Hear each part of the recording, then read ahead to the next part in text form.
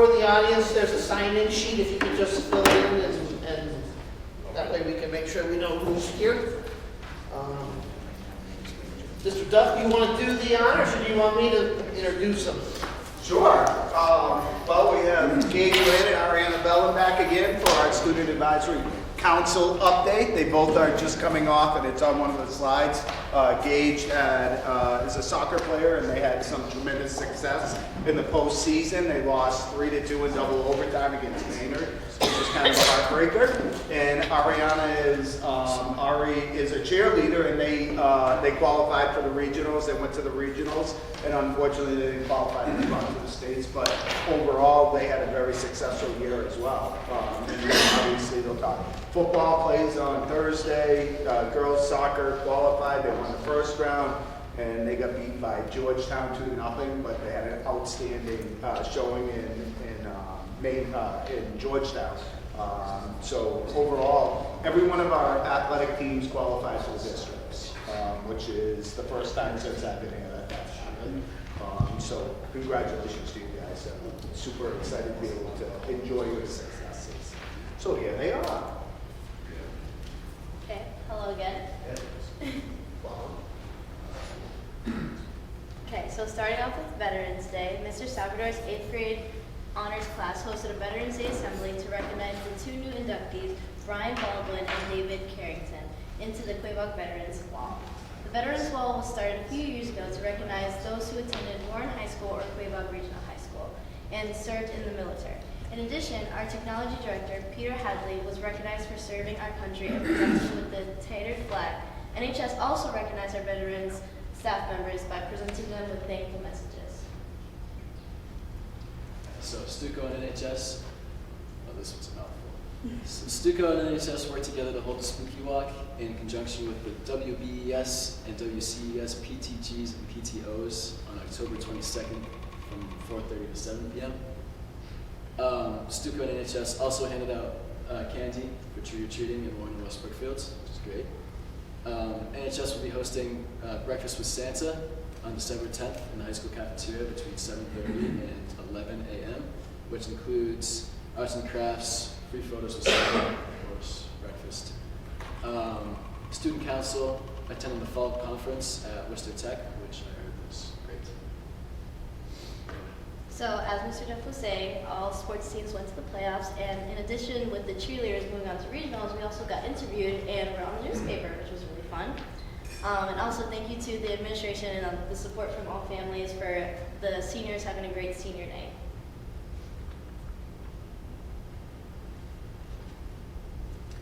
So, Community Service Day. On October 29th, the Student Advisory Council began painting the press box. And thank you to the administration for supplying us with all the things that we need, like paints and rollers and all that sort of stuff. The press box will be continued to be painted, but it's been a little tough with weather. It's been very cold and rainy, but hopefully we'll get that done this Saturday at 10:30. Start at 10:30. So for Thanksgiving weekend, also like Mr. Duff said, the football boys will have their Thanksgiving game at 10 a.m. in Ware. And on the Wednesday of this week, there's going to be a half day, and there's going to be an assembly for our Academic Excellence Awards to celebrate the students' achievement over the course of the first quarter.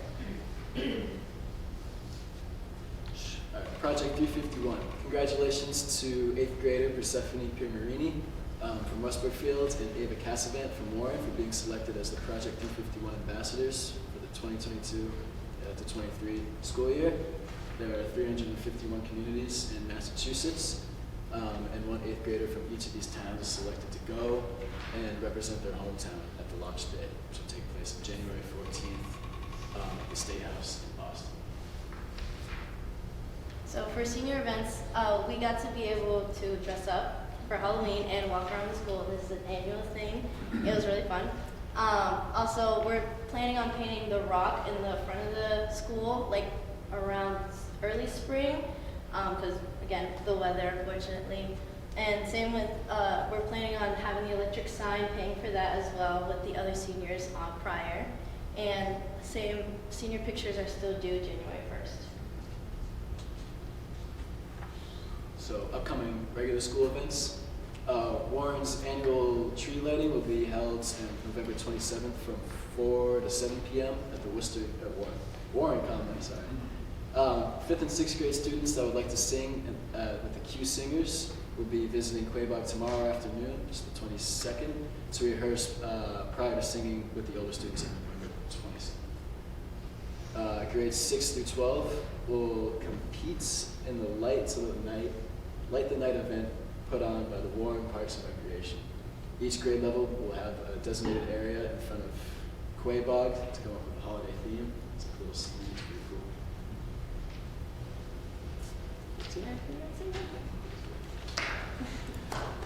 All right, so I got two comments. So the Light the Night, no pressure, but seniors always win.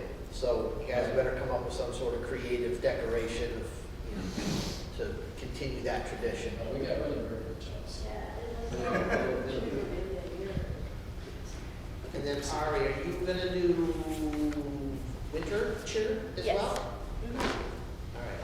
And then a little birdie told me earlier today that the boys varsity soccer team and the girls varsity field hockey team are having a friendly competition tomorrow, which is, I don't think, going to be very friendly, but I will say that for last year when I went, Mr. O'Neill, coach of the girls field hockey team, said the girls have never lost to the boys in the 34 years that he's been doing it. And I think this might actually be the year, because last year you guys played them to a tie, which I think kind of got thrown by Principal Duff when it came to penalty shots. So, anybody wants to come out to that? I think it's at 3 o'clock or something tomorrow? Yeah, So, I've never played it, so I think I'm playing tomorrow. I don't know. I think that might be the winning you're factor. going to be the difference. I That's think you're so. the X factor. Yeah. So, it was a good time last year. I think it'll be a good time this year. So, if anybody's got any spare time tomorrow afternoon, definitely come and check it out, because it's a fun thing, watching the two groups get together. So, I told them I thought in the spring you guys were going to challenge them to soccer. And I heard there's no way that the field hockey girls would be able to compete with you guys in soccer. So, because you did have a pretty good year. So. Thank you. I know you guys got homework to do, I'm sure. And we will see you. We'll see you next month.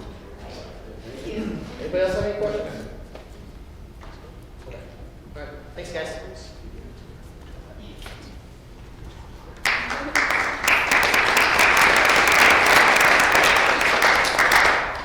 All right.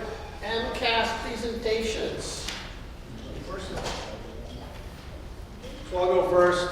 First of all, thank you for the opportunity to present some important data regarding to MCAS. Yeah, I'll just give it a point. Obviously, some glow and grow moments that we have here. First slide that we're looking at current grade 7. So the students that are currently in grade 7. Last year in the springtime, the unfortunate reality with the MCAS is we don't get this data until a period of time after they've taken the test. So here we are, grade 7 today, that took the test last spring. We're going to go from right to left here. So in 2019, this bar indicates a COVID year. In 2019, kind of the baseline where we were. I like to take the bar graphs and kind of put a bisector right down the middle. So here's on this side of the tracks, right, we're going to look at the growth opportunities, and then obviously the meeting and exceeding is where we're meeting the standards. So prior to COVID, we're looking here. 2020 was the COVID year. Coming out of COVID, this paints kind of a picture showing what happened to those students as they, the numbers increased from partially meeting the standard, and then where we ended up this past year. So this is our current grade 7 students when they were in 3rd grade, no test in 4th grade. A point to note in 2021, there's only one session, and some of those students actually took the test at home. Right, so there's a couple outliers there. Not really a lot of kickoffs, not a lot of show what you know. Let's celebrate around taking the MCAS, an opportunity to really prove to your parents, prove to the school how much you did learn. Yep. So that was the ELA. This is obviously specific to math. Again, the red line indicates COVID in 2020, no test. where we were prior to the pandemic, where we were when we came out of the pandemic, similar trajectory. A big portion of our students obviously kind of went from meeting the requirements to partially meeting. You can see this number here shows a pretty drastic increase. And then some of the growth opportunities that we see in the next slide here from the math perspective is obviously we're getting them back into the side of the tracks that we want them to be on. So grade 6, so they didn't take the test because there was no test in 2019. Obviously the COVID year, so this would be our current grade 6 students, how they match up across the spectrum for 2021 and 2022. So that's an ELA, not a lot here because there's only 2 years of data to show. That's for ELA, and the next slide will show the math. Same thing, no test when they were going to take it in grade 3, then a COVID year, 2 years of data to compare. It does show, right, that there's some opportunities for growth in looking at the numbers that partially met. The numbers that did not meet the requirement did definitely go down. So that's a celebration. So this is really a good slide to look at. This is the school as a whole. So grades 3 through 8, ELA is the topic. It's giving you all of the students that were tested. So number of students here, 236, 213, 192. I like to look at the mean student growth down here. I think that's a 49, and 37, and 48. So when you're looking at your student growth, your typical average is going to be between 40 and 60. This slide here would show that we're right within the state average. So you compare the two, 49 to 50, 37 to 36, 48 state average for the growth over the years, 50%. So this is the whole Warren Community Elementary School as a whole, 3 years shown there. That was ELA, so now we're on to math. Similarly, right, we look at the student growth profiles compared to the state, 51 and 50 in 2019.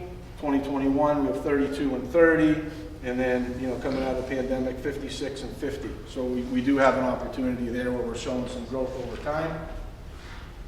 That was the math. And then this is ELA specific to just grade 6. Obviously, they've been in the building for 7 years, and we can look at how they did on the ELA test. So from 2019, now we're kind of working this way, up to 2022. Again, I go right to the student growth. We did in 2019 was 57% growth compared to the state average at 40. 2021, 47 compared to the state average at 37. And then last spring, we had a 52% growth compared to the state average at 50. That was ELA, so here we sit with math. Again, you kind of have your bell curve throughout the 3 years. And, the growth profiles compared to the state. I believe that's a 58. That one's a little fuzzy.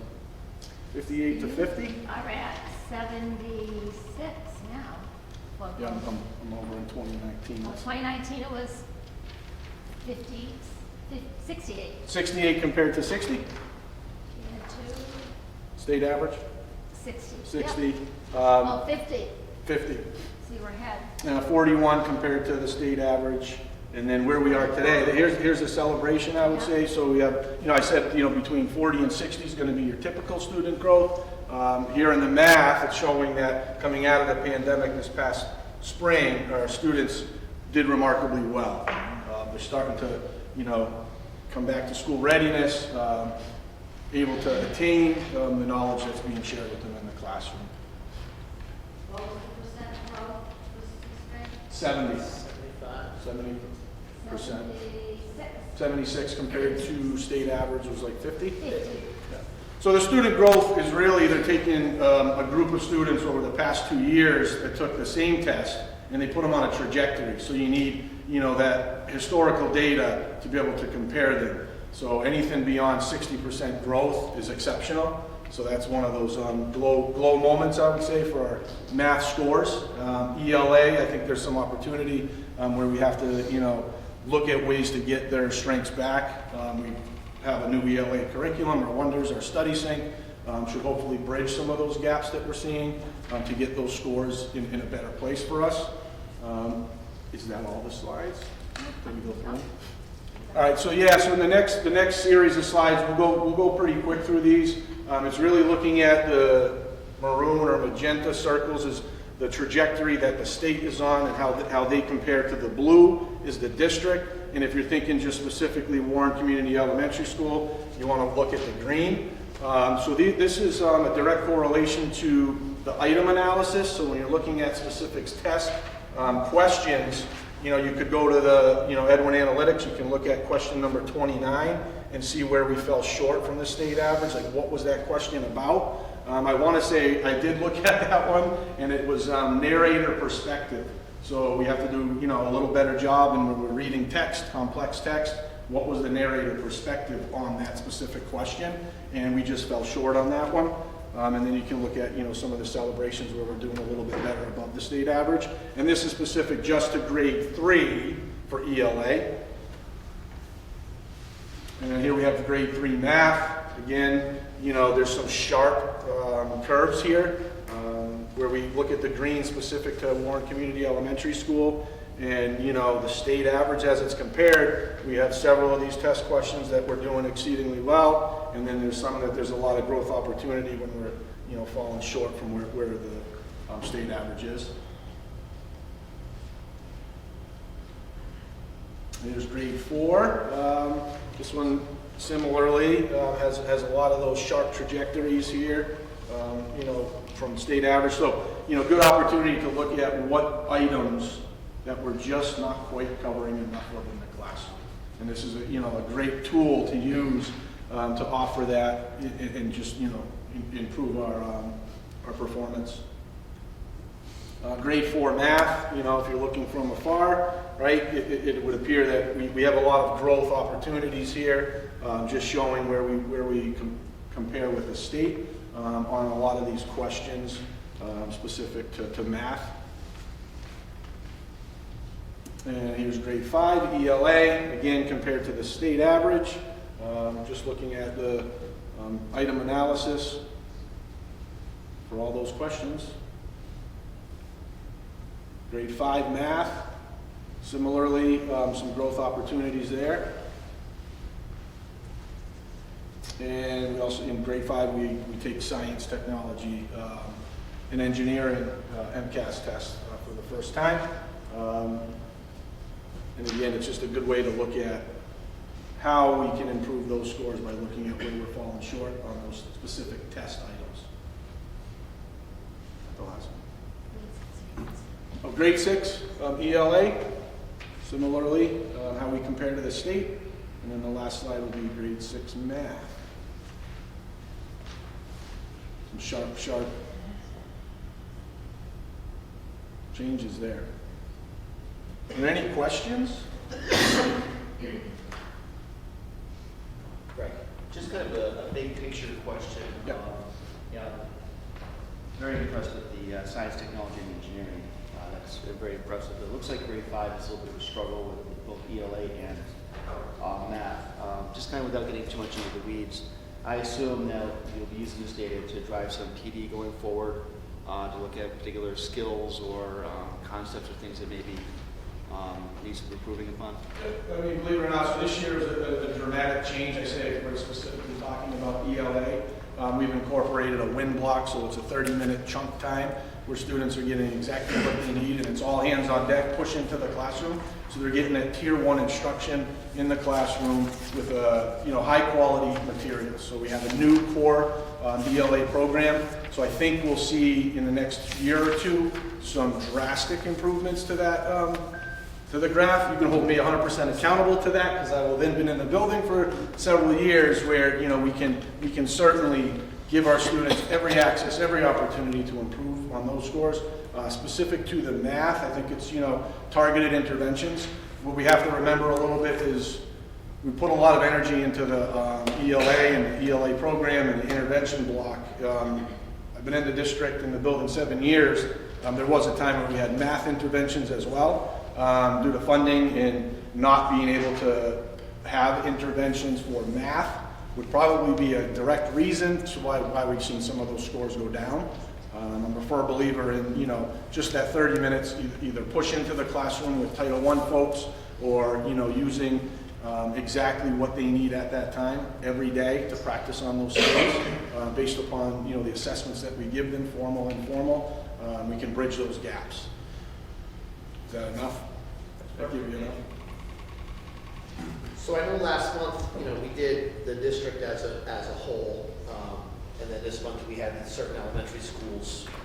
And obviously, I think we're all aware that the data is going to be what it is based on COVID and based on, you know, the last couple of years of learning. One of the things that I had mentioned last month that I wanted to see is I wanted to see exactly what Mr. Slattery did, and he followed that grade through. Where in years past we did last year's grade 5 versus the year before's grade 5. There's two different groups of kids, so it's kind of hard to figure out, are the kids testing better or worse? You're comparing apples to oranges. So I do like this. I do think that over the next couple of years, we're going to see that trend get stronger and stronger because we're going to have some more consistency in the learning in the classroom and things like that. It's not going to be online.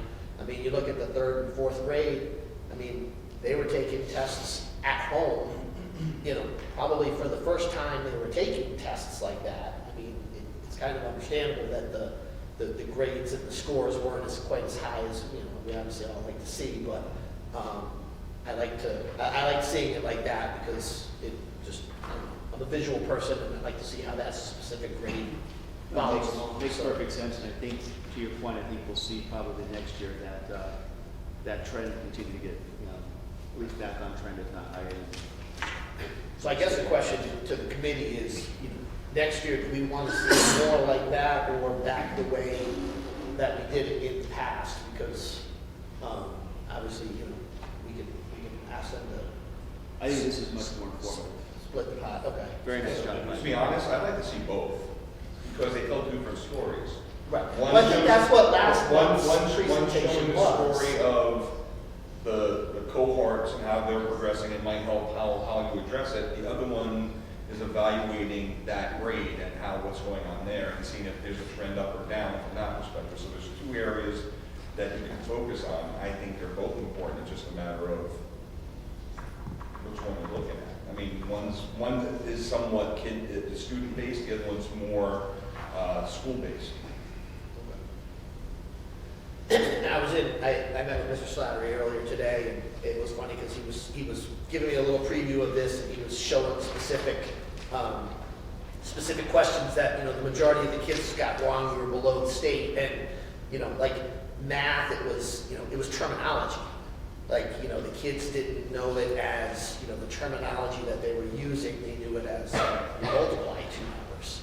So it was kind of, it was interesting, and, you know, as a data person, he was like, well, now we know that we need to explain the terminology and the way the state is reading out these questions. So I thought it was interesting, and I appreciate the time you spent in it. And I know Mrs. Provost is not here, so I'm assuming you're doing West Brookfield too.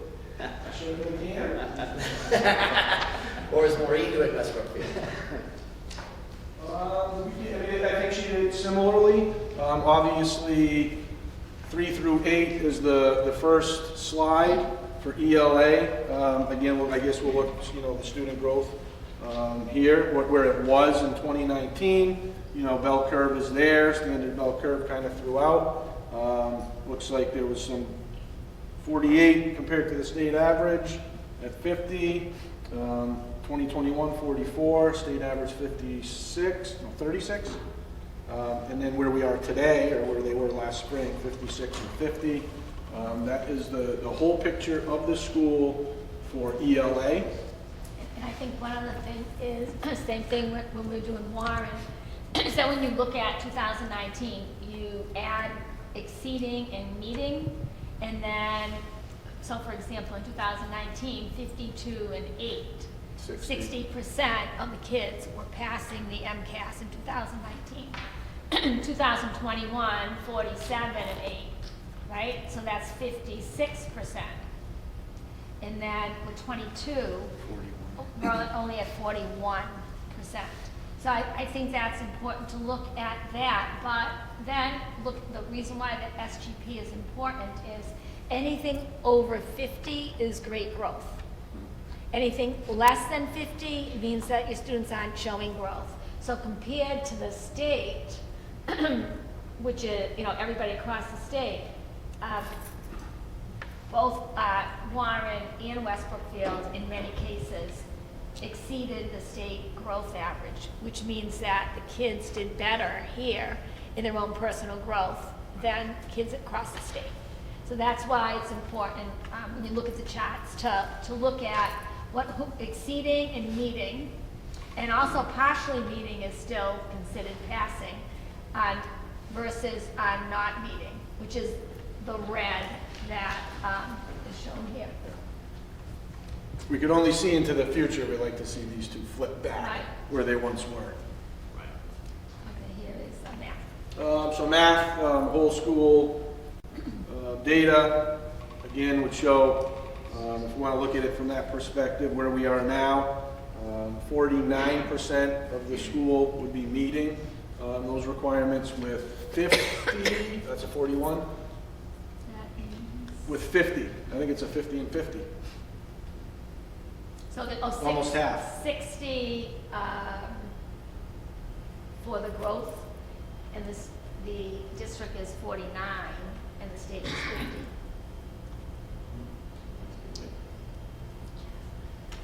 Is grade 6. So again, this is just a snapshot of one grade at West Brookfield Elementary School, showing you, 2019, right up until this past spring, 2022, for those students that have some opportunities. It looks like we have 57% last spring that did exactly what they needed to do, with 43% showing some growth ability to get back on track and to get these numbers a little bit higher.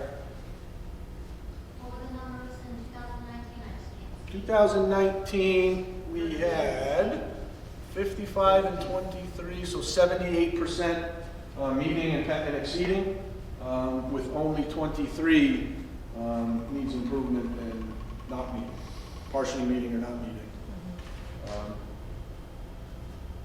So with a little bit of digging in and getting back on track, I think this is not unattainable. It looks like we're going in the right direction. So the scores show the percentage of kids that took the test and where they fell. The growth shows how everybody grew, and so the growth is strong at 64 for the school versus 57 for the district versus 50 for the state. So the kids are catching. In other words, I would look at that as the kids are catching up. Not as many are passing as in 2019, but the fact is that the student growth is showing that kids are catching up. That's why it's really important to look at what the student growth is and not just the scores. So here's grade 6 math, which shows a real highlight moment, I would say. You have almost 75% doing exactly what they need to do, meeting the expectations, and then with only 25% partially meeting, and then 0 not meeting the expectations. So I think that's a real nice slide. And again, I think it compares to Warren with 76% growth. As Maureen indicated, anything between 40 and 60 is where you want to be, and that shows that they're getting back on track. Again, state average is going to be the magenta circles, with the school West Brookfield subgroup in green, and compared to the district in blue triangles. So if you're looking specifically at West Brookfield grade 3 ELA, you're going to kind of focus on the green squares to see how we're doing on the test, the item analysis, how they answered those questions. Some areas there that could be improved on for sure when we compare to the state. Math, again, several of the questions, item analysis, that they're doing above the state subgroup, with some obvious below. So again, this is just kind of to see a visual of where we stand in grade 3 with math. And until you get into these real test items to look at what the test is asking, that's where you can show where we need to focus some more efforts on. If I can just add one other thing too, so when you see the pink line, you want to not have the pink line be way above you, right? So when you look at these, you're seeing that both schools in the district are intersecting with that pink line in many places.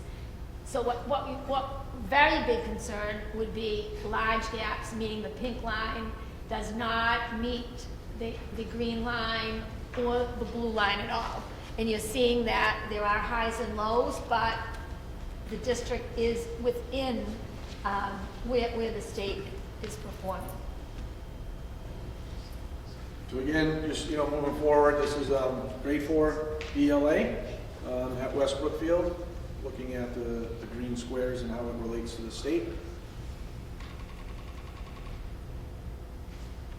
Grade 4 math. See, that's a real low moment, right? You're looking at a lot of those scores indicating that they're above the state average. That's really how we would want most of these slides to look.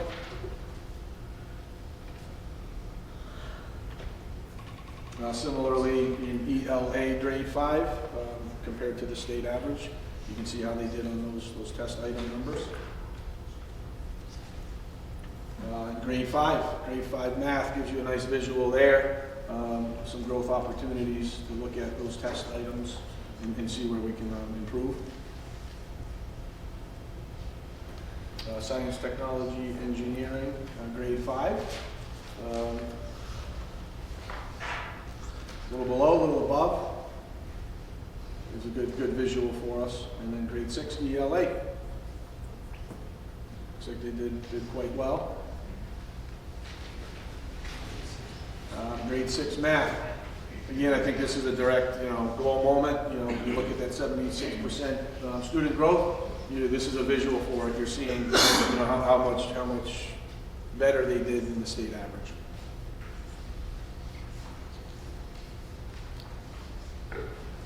Questions?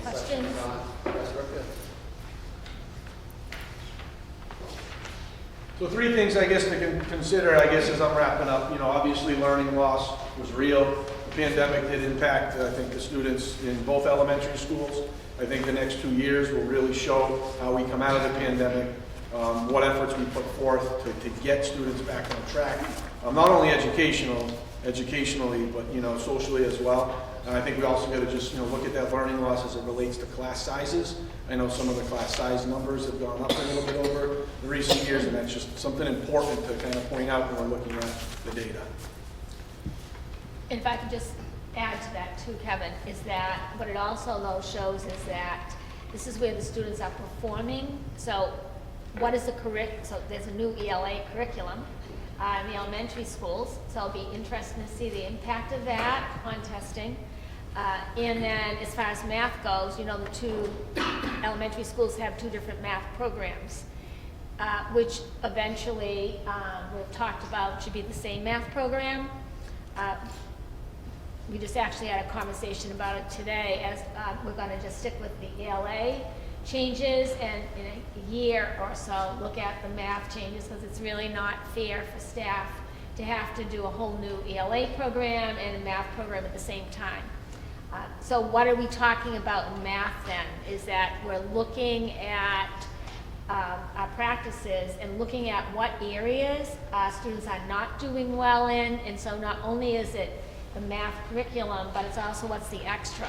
What are the extra supports that you can give in the area of math so the kids get their core curriculum and that and is really important for catching kids up, especially in the area of math.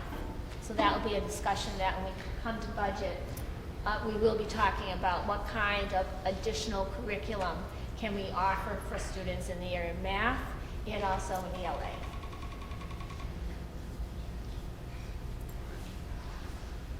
Mrs. Duff, Okay. the floor is yours. Okay, so we're starting with English Language Arts. This is 2019, 2021. We didn't test in 20. Some tested in 21, and then we had 22. In 21, it was optional. We did a competency determination for students that didn't want to test so that they could earn their high school diploma through the Department of Elementary and Secondary Education. So if we look at our comparisons from 19 to 22, we continue to do really well in ELA.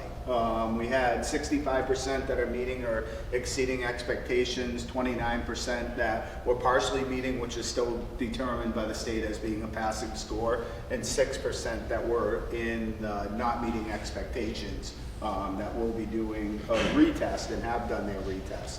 Our student growth percentile was 57% in 10th grade ELA, which is a really strong percentage as we continue to grow coming off of some of the pandemics that we've had. In 10th grade, once again, pretty comparable to the years. We actually did a little bit better than we did in 2019.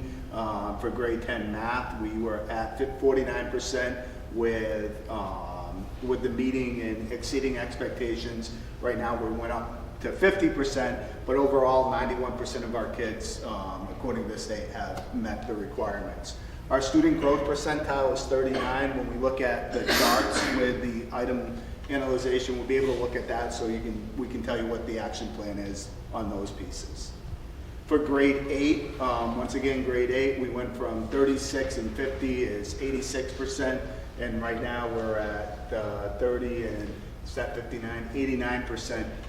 We have room for growth. We had a student growth percentile of 44% in grade 8 math.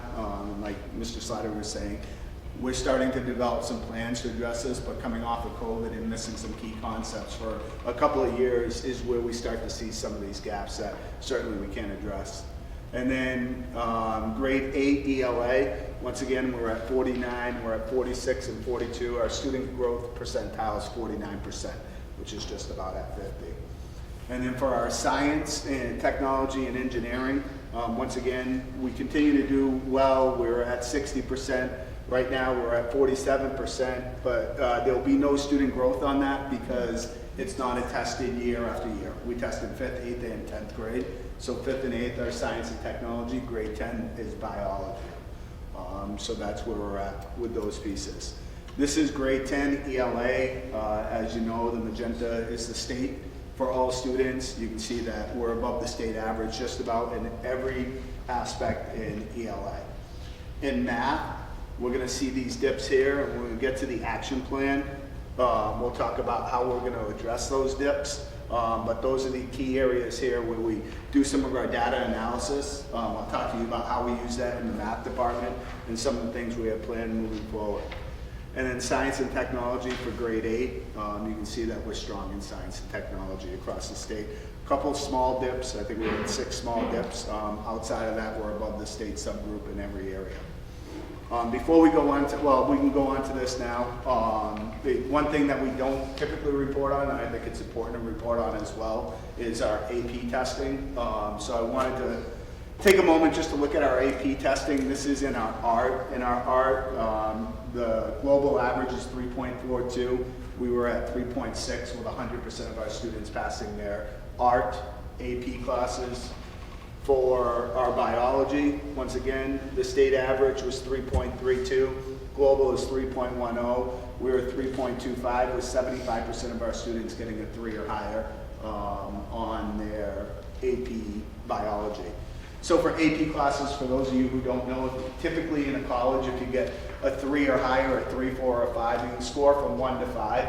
If you get a 3 or a higher, colleges will accept that as 3 credits going into their university or their college that they go into. So for example, and it's kind of a highlight for me, my daughter took 15 credits into college with her from Quaboag, and I ended up not having to pay quite as much because we didn't have to pay for all those credits. And in addition, she was able to get a minor, so she majored in nursing. She got a minor in psychology, and it didn't cost us a penny more because she took those credits from Quaboag. As I know some people at the table can talk a little bit about that as well. But for those of you who didn't know what the AP classes did for people who you might have going in, super important. AP Calc, we had 6 students take the test. Our group, our mean score was a 4.0. The average was 2.96. We had 100% of our kids pass AP Calc. On computer science, we had 1 student take the test. He scored he had a 4.0 and 100%. So I like that percentage. For drawing, once again, we had 10 students. AP, we offered 3 different AP art classes last year. In this particular art class, our average score was 3.6. 90% of the kids passed AP art. For English language comp, the mean score was 2.98. Average was 3.03. 60% of the kids passed, where globally 55.6 passed, in Massachusetts 63%. In English lit, we had 18 kids take the test. The average score was 3.89. Math was 3.53. We had 100% of our kids pass the English lit in comp. And then we had psychology. We had 17 kids take the test. Our average score was 3.41. Mr. Youngberg does a spectacular job, as do all the teachers. AP Psych always knocks it out of the park. You can see the global average is 2.82. We had a 3.41 with 82.4% of our kids passing the test. In world history, once again, we had 39 kids take the test. 97.4% passed the test. 3.82 was our group's average, where 3.35 is the state average. Globally, they're at 2.95. So overall, before we talk about the district action plan or some of the things that we plan on doing, with the AP test, just so that everybody here is aware, we had 182 tests that were taken. We had 80% of those tests that were passed, with an average college credit of $370. Overall, all the kids that took the test last year, if you take the average college credit cost, it was $171,000 that the kids potentially could save in their college credit. And for those of you who have kids that are in college, you understand how important that is. So the district action plan is... Mr. Duff, before yes. you get into the district action plan, I just want to add a comment to that. So, I know there's a few members on the committee that have had kids that have graduated Quaboag. I mean, I'll speak on behalf of mine. I mean, my daughter graduated 2 years ago, and through the AP classes, she got a semester for free, which is like $20,000. To your point, my son is on pace to graduate this year. If he passes the AP exams that he's taking this year, the school that he's looking at is basically telling him that he can get a full year of credit based off of the AP classes they took at Quaboag. So that's a substantial amount of money. So, kudos to all the staff. Yeah, they've done a great job. They do a really good job of academic excellence. The superintendent and I have been looking at different opportunities to bring in different types of AP courses where it's more accessible to everybody, and looking at different college credit opportunities that we're just looking to provide kids as many opportunities as possible, and not just the kids that are getting the 4s and 5s on AP tests, but have everybody be able to have a little bit of that taste of success with kids that may potentially not think that college is an opportunity, and they pick up 3 college credits on the way, and suddenly, wow, I can do this. And we're getting more kids, and not that college is for everybody, because there's different pathways for everybody, but if kids can touch that water a little bit and say, hey, maybe I can do this, it'd be helpful for them. Right? The AP US, Yep. I didn't see that one. There was no AP US. I didn't know if you had something on that or if you remember off the top of your head. That's okay. I'm just curious more than anything. AP US was, I think it was at like 52%. And so AP US we talk about every year. That's the first time that kids dip their water in the AP water, or dip their toes in the AP water. They're not used to the format of the test, and it serves a tremendous purpose for those kids.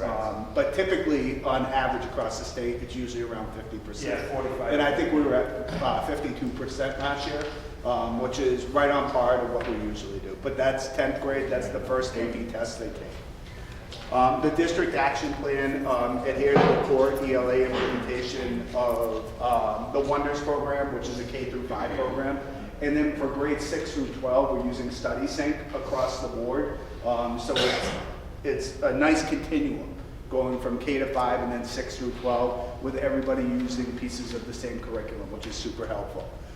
Utilize item analysis data. So when we looked at the charts, we looked at your subgroups and you had your agenda line, where we have those dips are those areas, particularly in math or here at Quaboag, in different areas at the elementary building, where we have those dips, what we do with our math department, specifically with math, because that was the area where we had some significant dips, is we take those and what they do in their professional development and their opportunities in their department time is they look at those specific problems and they design MCAS questions that they do on a weekly basis based upon where we had those deficiencies or those dips in the item analysis. And that's where the weekly MCAS prompts designated to address areas identified in that data analysis. As well as that, we talked today at our admin meeting about looking and meeting with 5th, 6th, 7th, and 8th grade math teachers to start looking at that continuum moving forward. And where we have some of those dips, how can we address them at each level to make things progress in a better trend. So I think that's all that I have, if anybody has any questions for me. Yep. Just a comment and a question. I went to school, I'm a science teacher in the city of Worcester in middle school. My hat's off to the science department all the way from elementary to high school. Phenomenal job.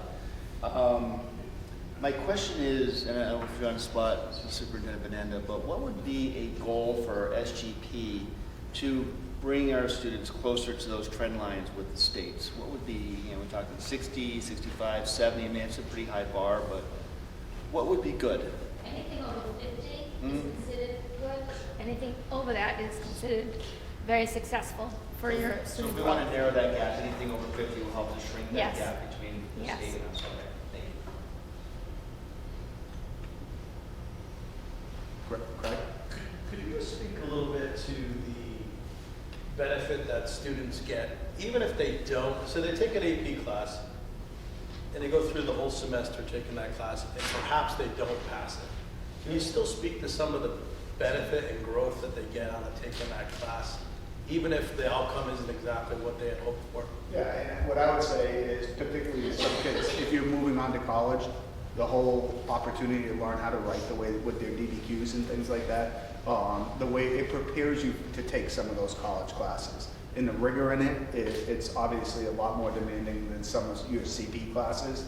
It really about analyzing, critical thinking, going back to the DBQs. The other piece of it is if you take an AP class, in terms of your GPA and things like that, they're weighted differently. So an AP class is weighted more than an honors class, which is weighted more than a CP class. So those opportunities to challenge yourself, and as you could see with the results, other than what Brian alluded to with the U.S. history, I mean, our kids have had tremendous success. When you put these averages against state averages, against global averages, it puts our kids in a really good position to be successful. And giving those kids the opportunity through some of the other college credit opportunities, as well as maybe looking at some other courses that we can offer that fit right into our curriculum, but just kind of labeled differently. But honestly, it really prepares the kids with a much more rigorous environment, which is really good for the kids. Can I just add a little bit to that? So there's a lot of research out there called the power of the two. And what the power of the two about is the number of kids that get 2 on AP exams. They follow them also through college, and they're finding out that the students, even though they may not have passed the class, the students that get 2 on the AP exam also have a higher percentage rate of making it through college. So there's a lot written about the power of the two, research. So of course, 3, 4, and 5, most colleges, especially state colleges, will take them. But the students that reach the 2 also are proven to be more successful in college than someone that has never taken an AP course or an early college course before. Any other questions?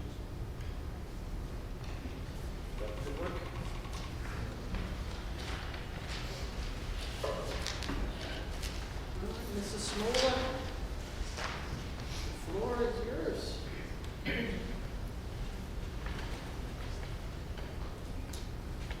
Hello, everyone. It's good to see you. I normally don't make this competitive grant presentation till closer to the end of the year, after March or later, because there usually isn't that much to tell you at this point in the year. But Governor Baker and grants management has really worked hard to get the grants out earlier in the year, so we have more of an opportunity to implement the programs and the professional development that the year that you get it, so you can make more of a difference in the school year. So these are the Quaboag grants that are competitive 2022 to 2023.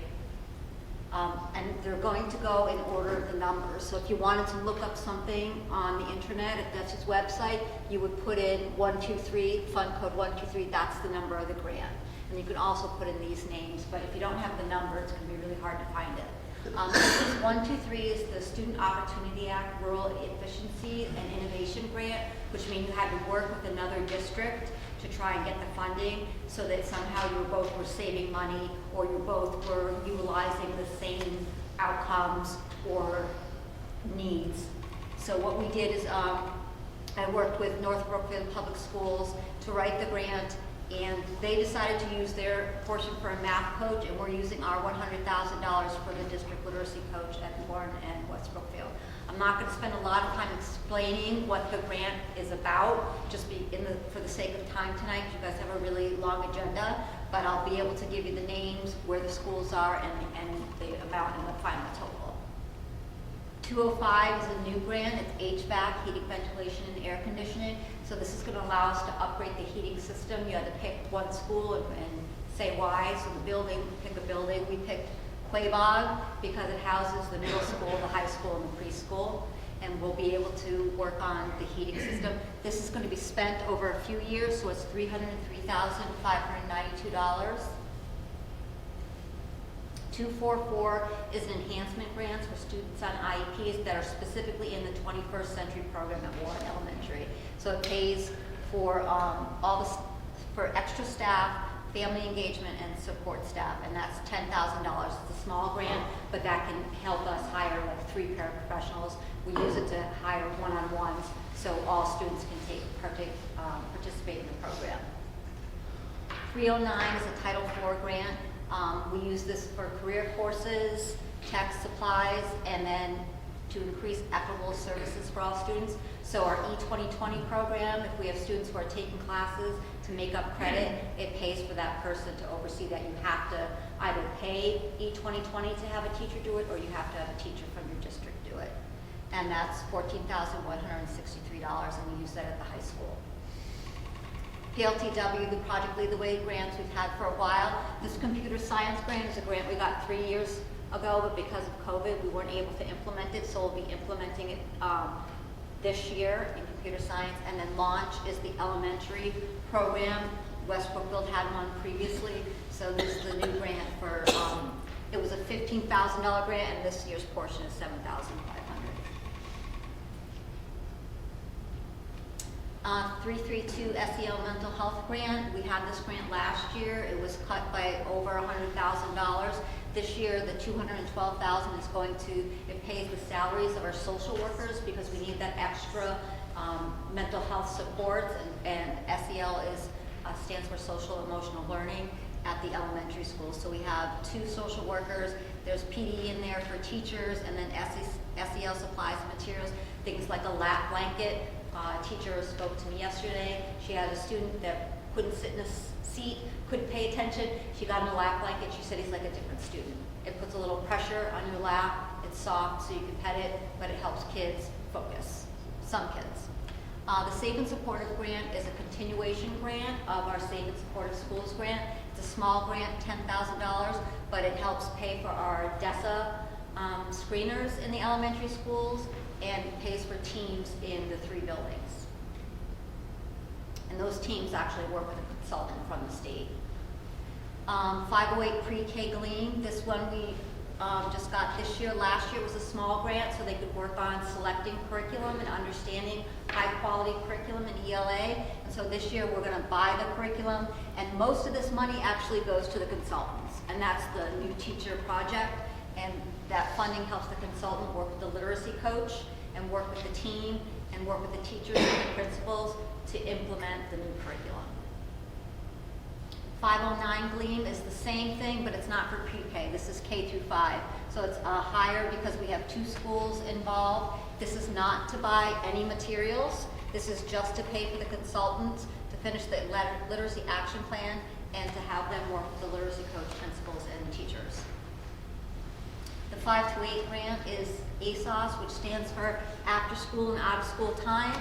And this grant, we had it previously for West Brookfield Elementary School. We weren't able to implement it fully there, so this year we applied for the middle school, and this pays for PD, staff salaries, the curriculum, project-based learning, field trips, guest speakers, and school year and summer. So that middle school program will be probably starting by January because we have to collect the students' registrations forms from now until then. The 645 is a grant we've had. This is our 9th year of the grant, so this is our last year of the grant. Last year of the grant at Warren Elementary. This amount, $200,000, is our 2nd year, and that's at the high school. So again, curriculum, supplies, materials, all the staff, the coordinator, guest speakers, field trip, PD, and then it also pays for the people who work there to go to the required professional development that's offered by DESE. That's the high school program. This is the Warren Elementary School. It's smaller. We started off at $125,000. Every 3 years, it goes down 15% because the district is expected to have built capacity to run their own program or to have found funds to support the program. We do apply for different grants because this is not enough to run a school year and summer program. Salaries alone for the first semester are probably, meaning half the year, are probably about $49,000. The 734 Early Grades Literacy Grant, this is our 5th year. It used to pay for teacher teams and consultants to work with those teams and teachers on PD. This year it's open to all teachers, and the consultant, this pays only for the consultant. She comes in and she works, she has a whole schedule where she works in both elementary schools, and she goes directly into teacher classrooms and helps model instruction. And this year she's focusing on wonders. Previous years they focused on writing lessons using the Mass State standards. But now that we have this new core high quality instructional materials that meet standards, they're implementing that. 400 Perkins grant, our only Perkins program, and this is something that we want to work on in the district, Mr. Duff and I talk about it all the time, is to get our career programs at least up to the Perkins standard. That means you have to have kids taking 2 courses, 1 year, follow up the 2nd year. So 2 full years, and it's almost 400 hours of additional, the 2 classes plus 400 hours that make up the whole package. So right now, the only program that we have that is Perkins is the computer-aided design program. The state had to come in, they did walkthroughs, they did a walkthrough of the wood and furniture cabinet making. They said maybe that could be a Perkins program, but they didn't approve it. So we don't get funds from the state for our career programs, but we do get it for CAD. It's a little bit more than this, but because we have such a small group of students taking it, we get very little money. You have to be able to get $15,000 to be eligible for $15,000 or more to write your own grant. So we have to work with a local plan, and we work with the Collaborative of Educational Services in Northampton, and they have 5 schools. They write the grant for all 5 schools, and that they all each have a small pocket, but it adds up to greater than $15,000. And that's our portion after we have to pay about 5% to the Collaborative for writing it and managing it. So this is the total so far from September, October, and November, partway, $1,447,626.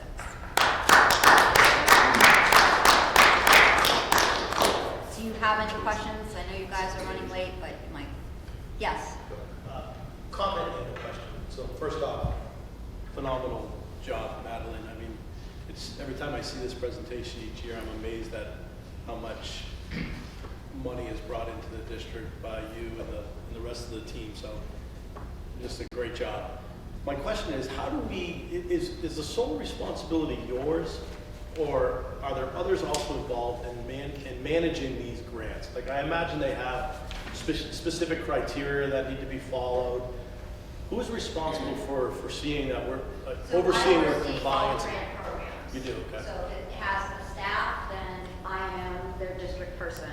I hire the coordinators to run the programs. The coordinators hire their teachers. They send them to me and their staff. I look them over. I set their pay rates. We turn in their time cards, make sure everyone's paid. If it's a team, like the SEL team, I manage those teams. We have 3 of them. So they'll be meeting with the state consultant where Quaboag meets one day, Warren another, West Brookfield another. I go to all those meetings or any of the state requirements. So a lot of these things require conferences or coordinator PD outside the school day or outside, with the rest of the state, and I go to those. I am responsible for all the spending, so in addition to making sure the time cards are in, I do the ground floors for the stipends, make sure they go out, but the most important thing is I make sure the work gets done.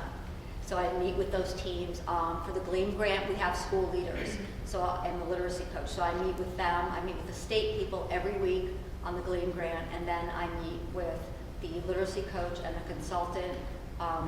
That's 4 times a month, and then the team once a month, and then they get assignments that they have to do. For example, someone had to work, they did it on the weekend, it's part of their stipend, and then they're returning the work to me so I can turn it into the state. I'm trying to think of a case where some of it is supplies and materials, and what happens is I will ask the teacher what supplies or materials they need and then get permission from the state to purchase those materials.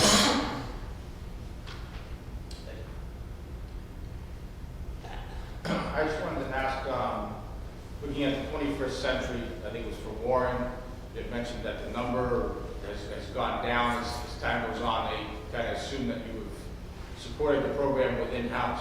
Are we able to support what is going on there currently with what we're getting from the grant, or is that something where we have to now start planning for the future to the fact that we won't be getting the grant funds? We don't collect a small amount of fees over the years. I'm working with the treasurer, and Chris tried to help me to find out where the money is. There used to be $60,000 that we took in fees that we were saving up so we could manage the program without some of the grant funding.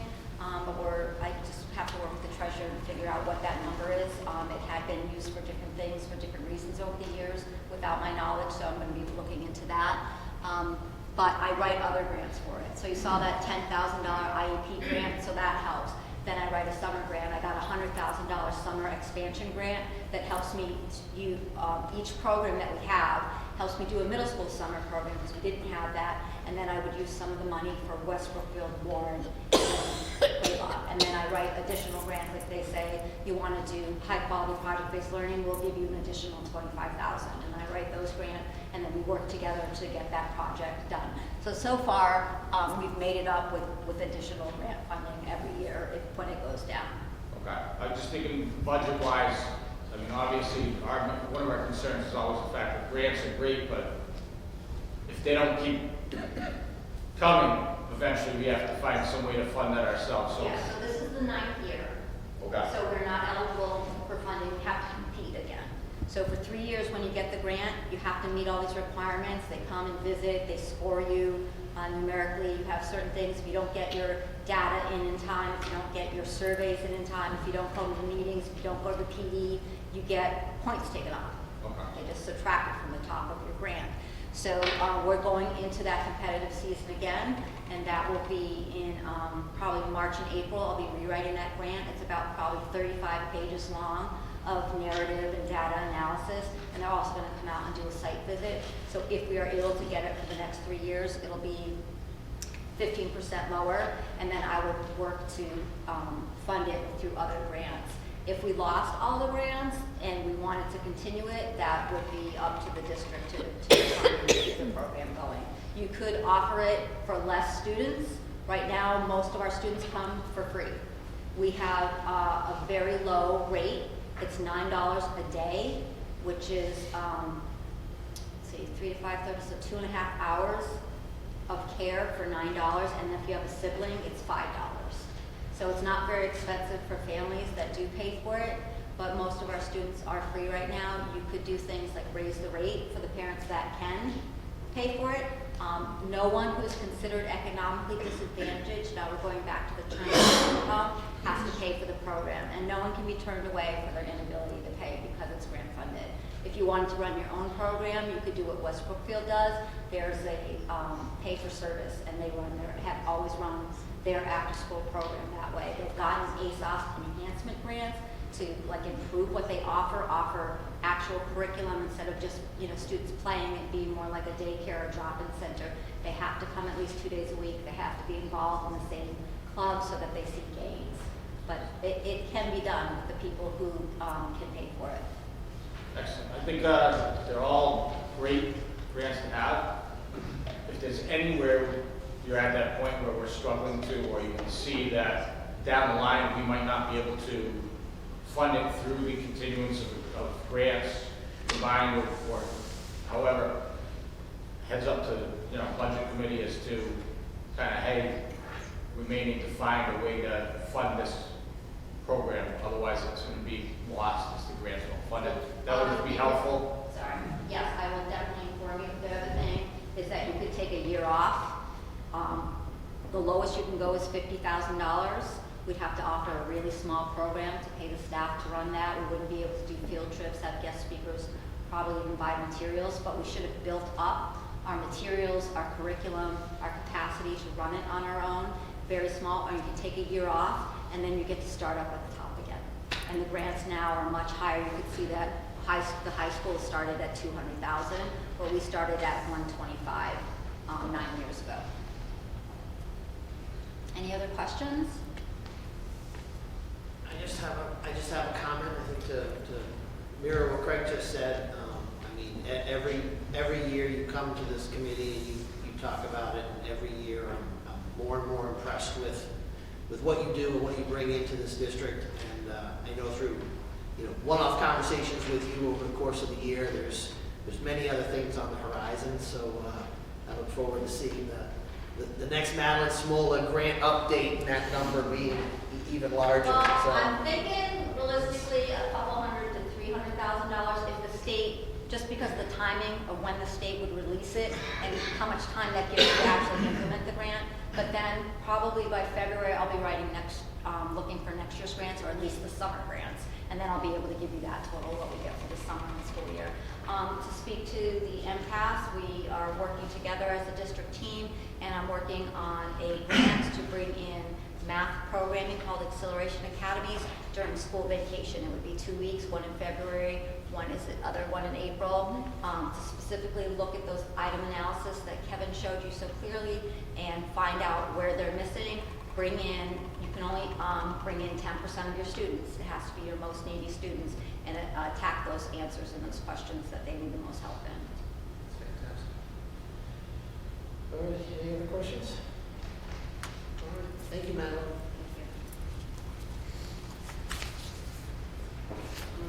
We've got a change to the policy book. So there's a law that's been in existence now for several years called 37H and 3/4. It was a discipline law that was written to really focus on what is the correct discipline for students based on what the behavior was. 2 weeks ago, there was a bill voted in by the legislature that had to do with children's mental health services. Attached to that law was a change to 37H and 3/4. Mass Association of School Superintendents never received any information on this, nor Mass Association of Secondary Personnel. When it came out, it was a surprise basically to everybody because it was attached again to the mental health bill. It got voted in as law by the state legislature, and it became effective November 8th of this year. So basically, it makes a change to the policy booklet, and it has to go in immediately. So I just want to make you aware of it. And there's 3 changes to it. Basically, a student may not be suspended under Mass General Law, Chapter 71, 37H and 3/4, unless one or more of the following apply. A, alternative remedies have been employed and their use and results documented following and in direct response to a specific incident or incidents. B, there are documented specific reasons why alternative remedies are unsuitable or counterproductive. And then C, the situation is such that the child's continued presence in school would pose a specific, documentable concern about the infliction of serious bodily injury or other serious harm upon another person while in school. So basically, this does not apply to a student found with a weapon in school, drugs in school, assault on a public employee, or assault on another student. Those are still considered the same as they have been. This is any other suspension that occurs in school. Before you can suspend a student, you have to prove that you have looked at alternative remedies. It might be restorative justice. What they call collaborative problem solving. It might be that there's a mediation between the students, and that has to be documented. The challenge with the law is they don't really tell you how it's supposed to be documented. Our lawyers here have given us new forms that principal must fill out now before they can suspend a student, so you do document it on those forms. The idea is that all students belong in school, and if we could find ways to keep them there, other than having them be suspended, that's what's now required by this law. So with this being a law that's been changed and mandated from the state, we don't need to vote on this, right? This is just this is what it is, and it's now in effect, and Just that it's going to be changed to the policy booklet. I want the school committee to be aware of the fact that this law came into effect November 8th. okay. And is this also part of the student handbook? So that would have to be added to the student handbook, yes. Okay, so we should probably do that. I don't know if they can send out a communication to parents. I mean, it's a change to the handbook, so we should probably send out some kind of notification that change has been made. And yeah, nice for the communication. Yeah.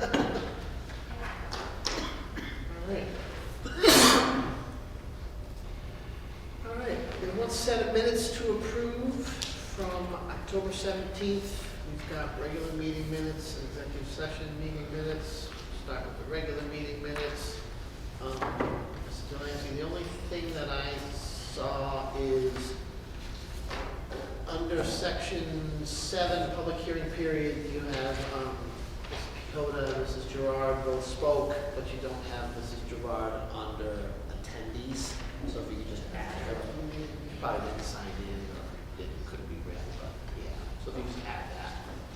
Those are the changes I saw. I make a motion to accept the meeting minutes of October 17th as amended. Second. Motion made and seconded. Any further discussion? All in favor? Opposed? Abstentions? 2.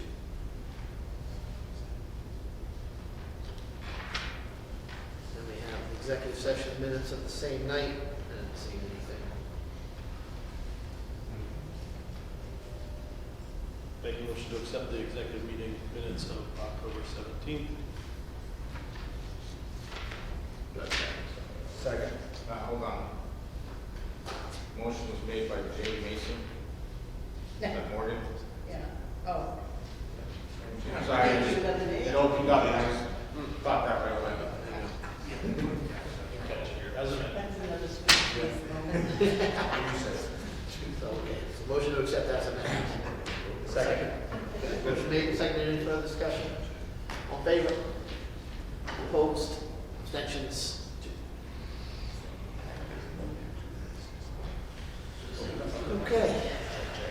Check. All right, so in packet, we have the November newsletter, request to investigate Quaboag trip to the Galapagos stuff. Do you want to touch on that briefly, or do you want to just? So the science department thought about running, or looked at running a trip like this several years ago, and then obviously COVID hit. So what they're looking to do is look at potentially running a trip to the Galapagos Islands in the spring of 2025, which is 2 years away. But prior to kind of looking at that, I wanted to see whether the school committee would approve such a trip so that they can start looking at it, how many kids would be interested. Right now, the preliminary number on it is around $4,000 per person.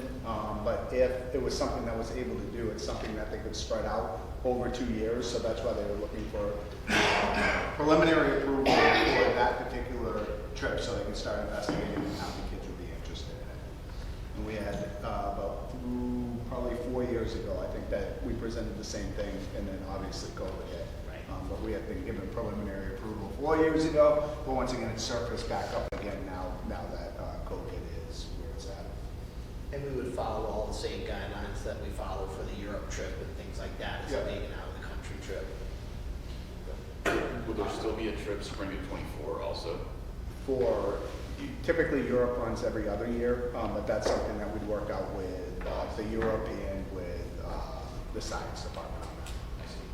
So they would both be the same time. They could potentially be. Could potentially. Any questions? What grade level? This would be 9 through 12. So it'd be open to all 9 through 12? 9 through 12 grade, yep. Any other questions? I'll entertain a motion to allow Principal Duff to begin investigating preliminary. I do have not a question, just a comment. Yeah, go ahead.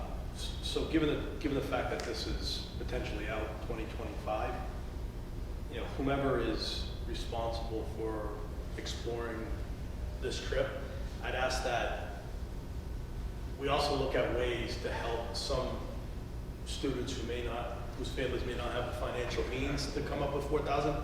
Given that it's out 2025, maybe we can start some type of fundraising efforts over the next couple of years so there's increased opportunities for those students. I would agree 100%. And the teacher that wants to run the trip, that's why she wanted to push it out 2 years so that they could fundraise for it. Thank you. What teacher is it? Ms. Flannery? I'll make a motion to allow the exploration of the idea of a trip to the Galapagos in the spring of '25 to move forward. Second. Motion made and seconded. Any further discussion? All in favor? Yes. Mrs. Flannery, she can Very start excited. with. Thank you. All right. Chris, you're up. Okay, so I sent out the expense report, it was Friday, to all the members. I assume everyone received it? Hope I used the right emails. Okay, perfect. And so there are just a few things I wanted to go over with you. If you look at the last number on the report, which is the funds remaining, it's about $2.5 million. I brought this up last month as well, just in the warning of don't fall in love with that $2.5 million because it's obviously significantly less. So I went through the report and just kind of added up the number of the school choice and charter out, the Medicaid, substitutes, coaches, all those items that we don't encumber, but we know we're going to spend throughout the year, comes to about just under $1.5 million. So that $2.5 million pretty much shrinks down to $1 million to cover us for the rest of the year. Fuel was also included in that, so that's pretty much, with the exception of supplies, unforeseen events that might come up on a maintenance standpoint, that what we have encumbered and the number that I just gave you is pretty much enough to cover us for the rest of the school year. Salaries are already encumbered, so we're good with that. That being said, again, $1 million sounds like a lot of money to all of us, but you'd be amazed at how quickly that gets whittled away, throughout the next few months. So that's where we are at this point in time. I just made some notes here, a number of wild cards obviously in the picture. Weather, is it gonna be a frigid winter and we're gonna use more fuel? Is it gonna be a little bit warmer and we might not use as much? Snow removal, again, all those items come into play. I did get the lovely news of some unbudgeted sewer repairs that are not included in these numbers, but that we're going to have to address. It's about $22,000 that we're estimating. We haven't gotten all the quotes yet, but that's our ballpark figure for it. So that's obviously something, and that's kind of an example of how that $1 million can disappear, because it's unforeseen. Another wild card is the school choice numbers that get updated in December, and those are the true numbers that we'll see for the rest of the year. So when we get those numbers, I'll report to you as well how that affects our school choice both in and out. And hopefully it's a good thing and we get some extra money this year. Also, let's see, the recons for FY22 with the treasurer are pretty much done. Rob came to my house on Saturday. We worked pretty much most of the day on Saturday going through. I entered a lot of entries from last year that weren't entered, so that we went through the bank statements, items that we had received that weren't posted. We posted into the general ledger to get those up to date. And the reconciliations at this point are pretty close to balancing, and truth be told, that's where we're going to leave it. If you're $40 off or something at this point in time, we just don't have the time to spend months looking for $40. And the problem with it is that, for all we know, that $40 is from 9 years ago, and they just kept rolling it over anyway. So we're going to leave it as is, and we both decided that what we'll do is in FY23 we'll take a closer look at them. Sometimes these things just have a habit of kind of evening out even closer. All of a sudden an entry gets posted that was in the wrong place or something, and whoops, there you go. So we'll look for them, and then really if we can't find it by the end of FY23, then we're just going to have to make some entries to get rid of those differences, because you just can't keep carrying them from year to year like that. And then what I'm looking to do is probably on Wednesday this week, do the final closeout of FY22. I have a number of purchase orders from last year that I need to close out. Many of those purchase orders are actually from, prior years before FY22, and some of them we can't carry like we have been. I did mention, I think, to the budget committee, but we had one teacher that had 19 tuition reimbursement purchase orders in there. When I dug a little deeper, we found out that it was actually in FY21 this was done, and they were for classes that were going to be taken through FY24. And you can't encumber FY21 money for classes that are going to be taken 3 years away. So we're going to close those out, and when the classes are taken, we can obviously reimburse in that particular year. So, I'm going to address that on Wednesday and then close out the year, and then jump on the E&D calculation right after that. So, that's where we stand at this point in time. I do want to mention again with that $1 million, obviously we don't want that to get spent right down to zero as well. We'd like to have some kind of carryover to help our E&D out, because we're going to need it next year. There were a number of expenses that are recurring expenses, like sped tuition, that were charged this year to the ESSER 3 grant. That grant's not going to be there in the future, so that's all going to have to be made up in the budgets in the future. So we're going to want, a better E&D number than we're used to having. So, we're going to have to watch very closely what we spend for the rest of the year, and we'll go from there. So I can certainly answer any questions that any of you may have. Anybody have any questions?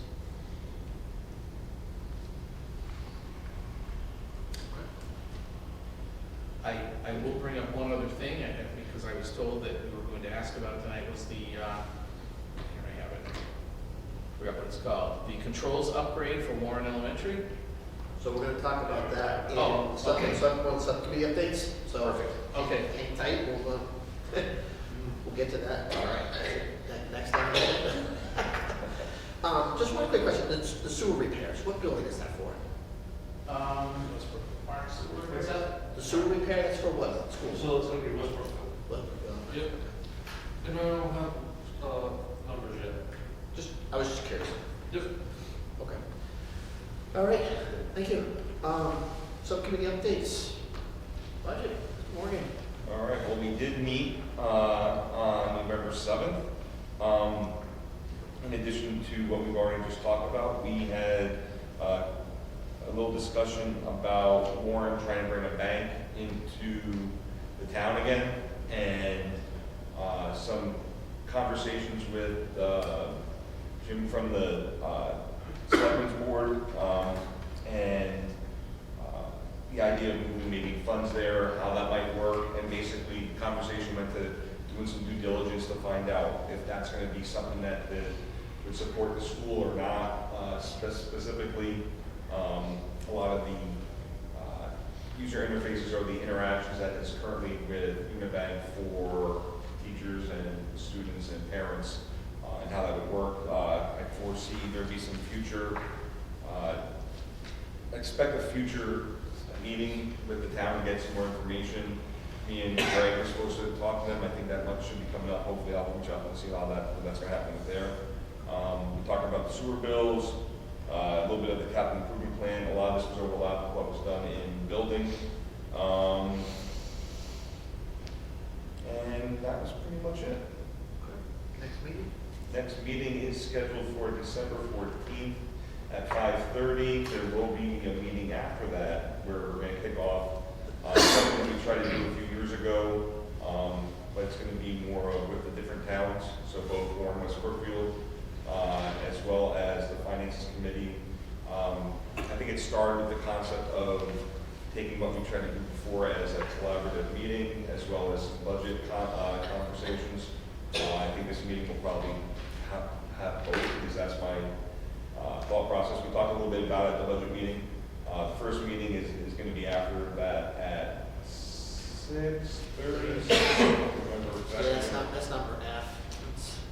Yeah, and the first meeting is really going to set up ground rules, what we expect, expectations, and then really get into it during the budget season.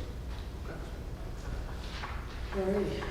Personnel, Sarah's not here. We have been meeting with the paraprofessionals. I believe we're at the point where it'll be brought up the next meeting. It was going to be brought up at this meeting, but it didn't make the agenda to discuss and ratify the paraprofessional contract.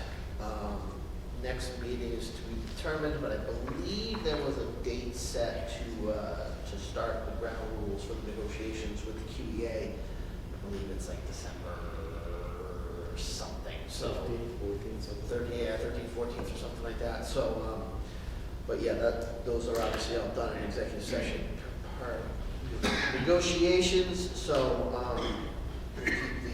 keep the updated as we move forward with that.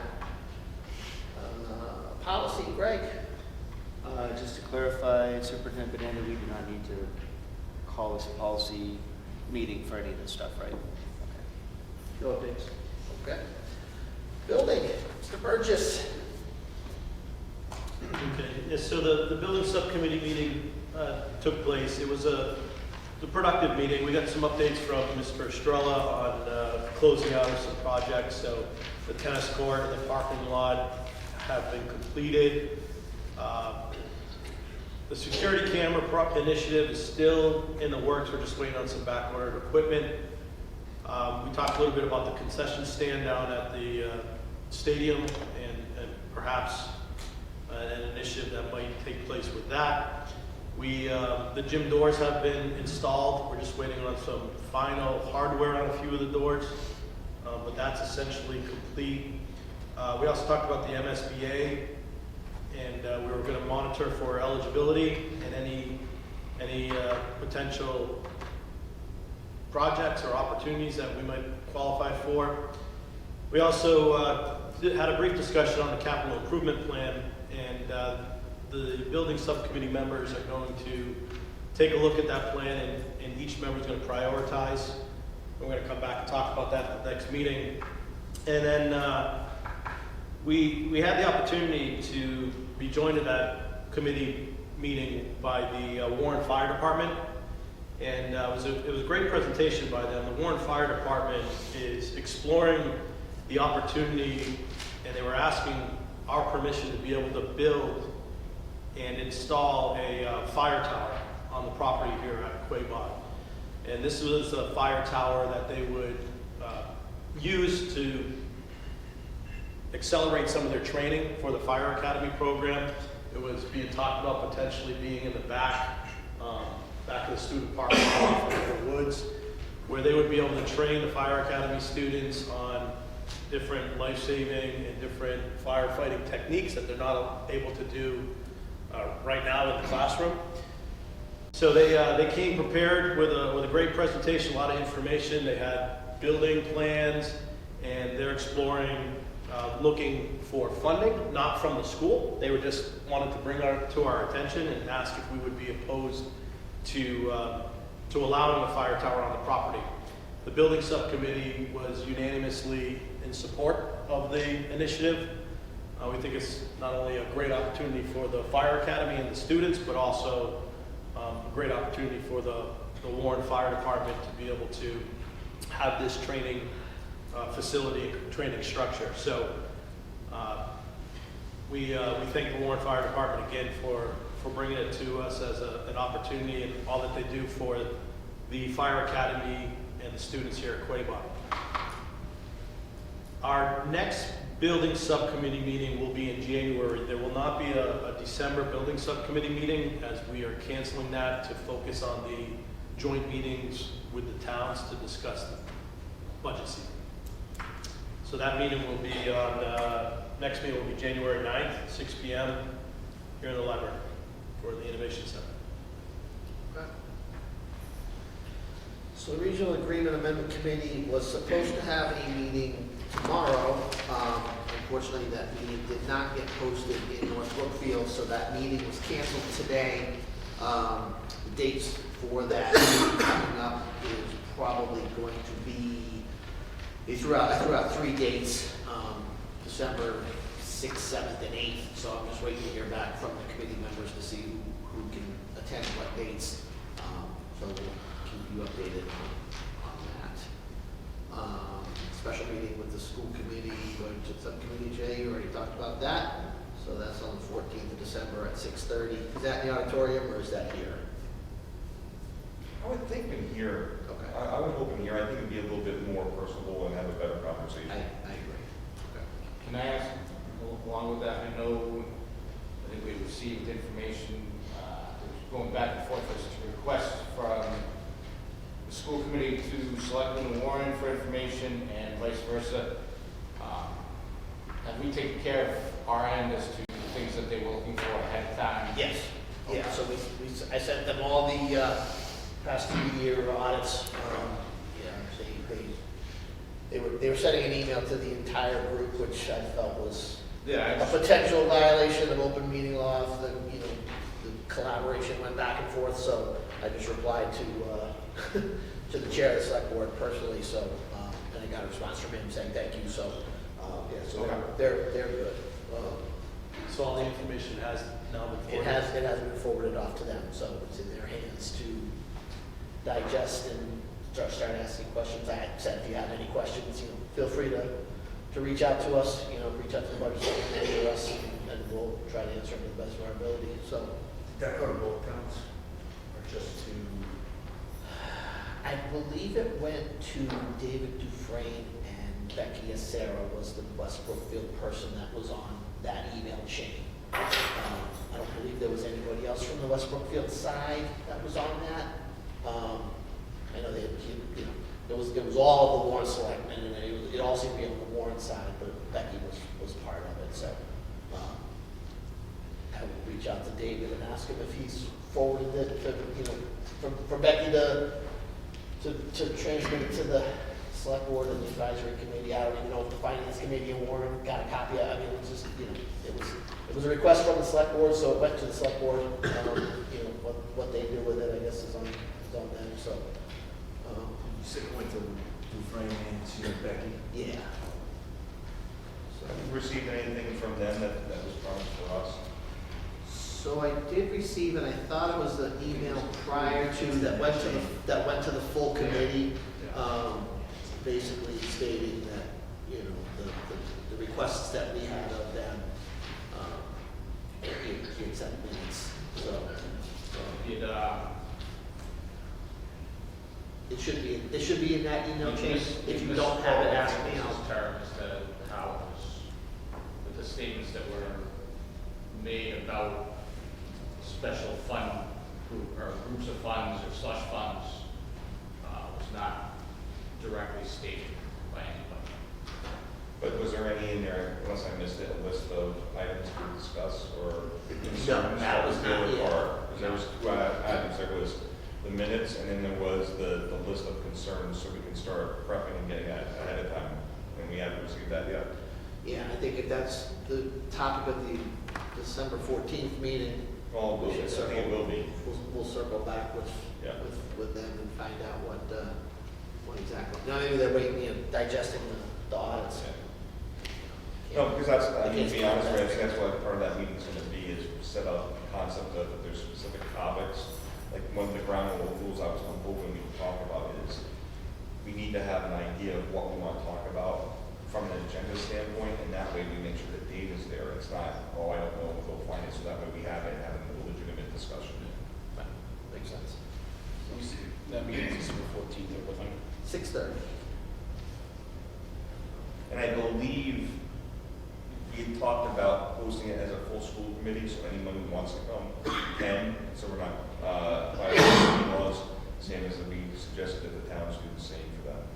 I think this one might be a little bit bigger than normal. We'll see how things go out. I would hope that after we set the ground rules and such, that we don't necessarily need 40 people there. We could have representatives that represent the given groups, one or two, and then go from there and have the discussions and be able to do some of that prep work ahead of time to help, you know, fast track the conversation, so to speak. Craig, I know Chris had actually asked, and I think I forgot about on the building subcommittee, we talked about. Yep, no, I was just waiting for you to finish that. Okay. So, Floor is yours. So, at the November 7th Building and Budget Subcommittee meetings, Jim Ferrera, the Warren Town Manager, brought to our attention, brought to us some new information regarding the Green Community Grant that the town of Warren has been working toward. He had presented to us that the town of Warren received $200,000 for that Green Communities Grant. And as you all remember, probably over the years, many of you remember, we've been talking about upgrading controls at some of the schools. And one of the schools where we have a real issue with the controls is Warren Elementary School. So through Guardian and the efforts of Facilities Director Mark Estrella, we received a kind of a gross project cost of about $396,000 to replace the controls at Warren Elementary School. The town of Warren was able to obtain the grant in the sum of $200,000. There was also some utility incentives of about $48,000.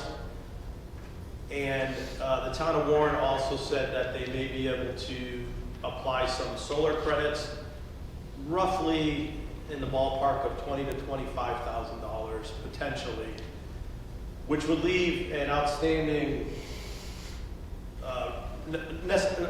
funding of about $127,944. And the request was brought to the building and budget subcommittees that school was asked to pick up the remaining balance of this initiative, that $127,944. So both committees had a pretty robust conversation about this. We spoke with, again, Jim Ferrera and talked a little bit about it. And we said that we'd bring it to the full school committee to let you all know what it entails, what the amounts were. There's a couple of options. If the school decides to pursue this project, we would either have to, one, come up with 127,904 and pay from that out of our budget. Another option would be to potentially, through a program through National Grid, there's a 0% interest, which we're essentially over a 5-year term. I believe it was 5-year term, Chris. Over a 5-year term, you could pay off that 127 plus balance through your monthly electrical bills. So additional cost to your electric bill over a 5-year term. Again, that was a 0%. That was at a 0%. And then the other options would be a hybrid approach, where maybe the school, if we were able to fund in our budget, if we were able to come up with 75,000, we could then the difference be put through this National Grid program if we decided to go that route. So the ask was that the school consider partnering with the town of Warren on this project. Personally, as chair of the building subcommittee, it's a real problem that we have up at Warren Elementary. Those of you that have either been up there or been part of the committee knows that we have staff members who have to open a window because their rooms are at 80 plus degrees in the middle of the winter, whereas down the hall there could be another room that's 60 degrees. So it's a challenge. I think it's a worthy initiative. It's something that we as a full school committee should give great thought to. But there's an expense of roughly $128,000 that we would need to come up with to pay that remaining balance. So I'll pause there, see if anybody else has any questions on the committee, but I think I captured it. Did they break down the amount as to what a monthly payment would be and what an estimated energy savings would be, or? Yeah, so there's some breakdowns here. So essentially, these are estimates, but essentially we're looking at potentially a little over $2,132.40 for a monthly payment for a 5-year term. The estimate is that we would have electrical savings at $2 per kilowatt, which is about $1,549. Monthly oil savings were being estimated to be at $25.83 if this project was done. And then just the net cost for all energy savings was estimated to be about $2,052. So it's about a wash. Yeah, so it's about a wash. Again, those are estimates based off of a lot of different factors that could either play in our favor or not in our favor. But I don't think oil prices are going down. We lock in on oil prices, which is great, but I'll reiterate your frustration with that building. I drive by that building and it drives me nuts that in the middle of January it's 5 degrees outside and the windows are open because it's 90 in a classroom. So after that discussion at the building subcommittee and in the budget subcommittee meeting, Jim Ferreira asked us to meet with Patrick Mahoney from Guardian, and the following Friday I met along with Andrew, Superintendent Vinienda, Mr. Morgan was there for a portion of the meeting, and Facilities Director Mark Estrella, then Patrick Mahoney from Guardian, and then also Jim from the town of Warren. And we talked a little bit more about this project and really just what options we had. And that's where we learned a lot. That's where we learned to be able to help out with some solar credits of about $20,000, $25,000 potentially. So that's where we're at. We were asked on that Friday call to bring it back to the school committee to let you know that this is an opportunity at a cost, but it's a little time sensitive. We you know, there are some timeframes that need to be met with this program. So, and I don't know if we were going to look to, I know Superintendent Beniendo was going to look at, you know, whether there was potential funds available. I don't know how far we are at that stage yet, but maybe that's what you were going to talk about, Chris. I'm gonna say no, but. One question before you go, is the discussion after the meeting on the other day, was there any talk of a third option of a bond for this at all? So, did that come up? I don't believe it. I don't think it came up. I think you want to repeat the question? If we could, you know, if there was a potential bond that could be to fund this. I would think any bond we would take out would have an interest rate as small as it would be, so whatever it would be a higher payback than zero. I'm not saying we should, I'm just wondering if it's Yeah. part of the discussion. It didn't come up. It did not. But I got one question before Phil, yes. So, Mark, I know you've been working with Patrick and Guardian and the Department of Energy and all those guys from the beginning. The way I understand it is, and correct me if I'm wrong, Guardian is like the general contractor. Yes. Can we depict, can we state, can we bid out, can we get a contractor to do the work that might be more familiar with our buildings, more familiar with our geography? I'm not sure where Guardian is, but is there a way that there's a potential that we could lower that cost?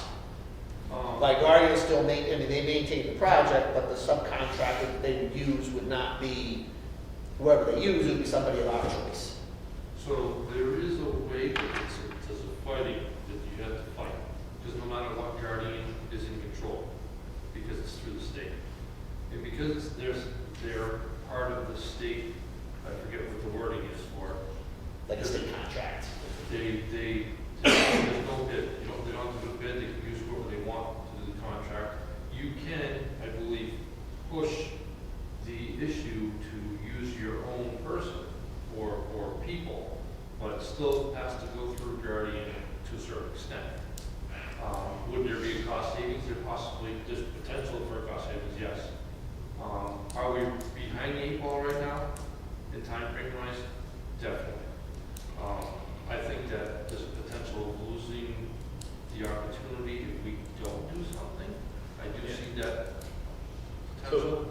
So one thing that I failed to mention was, you know, I alluded to the fact that there were some strict timeframes. That was the concern of the town of Warren, is that, you know, we're a little bit behind the 8 ball here, and that we don't want to risk losing or they don't want to risk losing the $200,000 grant that they've already secured. And then the other thing I just want to mention is that they would be looking to do this almost immediately after school ends Next summer. in June. So it would be all through next summer.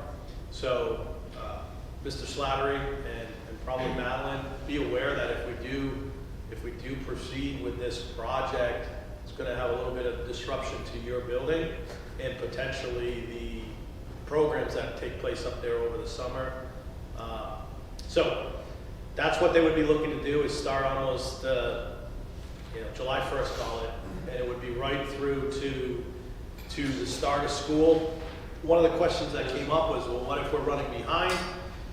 We were told by Guardian that they already had a plan through talking with Mr. Estrella and walking the building, that the way that they would approach the project, if there were delays and they were required to be in the building after school started, it would be dealing with projects and finishing up things that would be like up in the attic and out of necessarily the classrooms and the heavily populated areas of the school.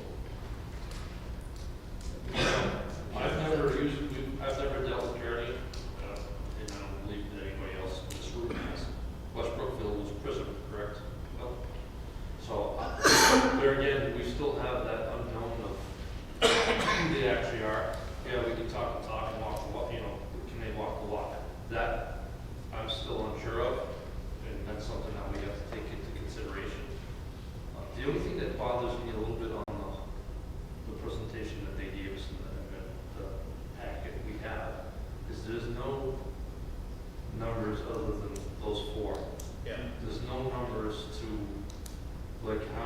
they say they're gonna replace 500 valves, well, there's no number to that. For me personally, that bothers me because I don't know where they're coming up with the $397,000. That's kind of why I was wondering if we could use somebody else, that's more familiar with our buildings. It's just a we're asking a lot for it. Well, let's think about it.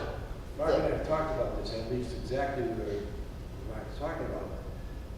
The grant came out at 200,000. Correct. Right? All of a sudden now we're at 400,000. Okay? How did we get to that 400,000? Guardian is not telling us how we got to that 400,000. Do we need exactly what you were saying? They're not telling us how many units do we need, whatever. They're just saying, here it is, it's going to cost you 400,000. They won't give us the information that we need. Personally, I would think we can drop that by quite a bit, by letting Mark take a look at that and see exactly what we need. And Guardian sitting there saying that they're going to do all the work. I haven't seen anyone do John's Control work besides John's Control. If you're going to put John's Control in there, they don't want to go do the work, not Guardian. Yeah, the question I asked along the same lines was, well, we were given the number of $395,000.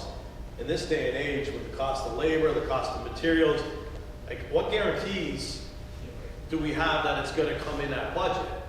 Because I was skeptical of that, as I think many in this room probably would be. And what was a little striking to me was Patrick Mahoney from Guardian said, "Oh, I'm very confident we'll be able to come in under that number and it won't go over." Which I take that means there's a lot of room, there's a lot of fluff. So a lot of fluff. Have they come in to look at the building, like you mentioned? They've gone through the building. They've gone through the building with their engineers. They've had many field services. So they should have access to what is actually being needed to be replaced. We have a scope. Those numbers. We have a scope, but there's no actual numbers, like cost numbers. They gave us, they're gonna replace this many valves, this many controls, whatever it is, but there's not a number. There's no value. There's no value to it. So you can take a calculator and go, all right, it adds up to 397. You couldn't have another company even look at it to I compare. can. The problem that we're gonna fall into is that anybody that we come have look at it, they're gonna be, well, you just have me to come over here to check out somebody else's numbers. Yeah. Because they all know that, I've been in contact with a bunch of companies saying that we're gonna do this at some point. Well, at that point, they all come in because they all know, hey, we're gonna come in here and do all this work, and they're gonna kick the can down the road, and we're wasting months of our time for nothing. So it's hard for me to get somebody in here to actually give me a real number. They know that we have a grant now, but will they be able to get the work? Because I don't know how that actually works. How can we get them to do the work, especially having the town being the one that has the funds, not us. We're not in control, they are. Yeah. That's hard for me. That's where the hard part is. There's a problem. The town has to let ED in to do it and not Guardian. Yes. And that's just by just saying, we want PPE in to do it. Who has worked on and knows these and whatever. And I really believe that they will save us. We're not gonna be looking at the kind of money you're looking at. Right. Substantial amount of money. We can't put a dollar on it because we don't really even know what the I scope don't think of work we're is. looking at the money that we're talking about. So I guess two questions. One, to move forward, we need to figure out a way to fund whatever potential gap there would be. So we're at 248 plus 25, 268, 270. So we're at 270. Let's say 270 of secured funds.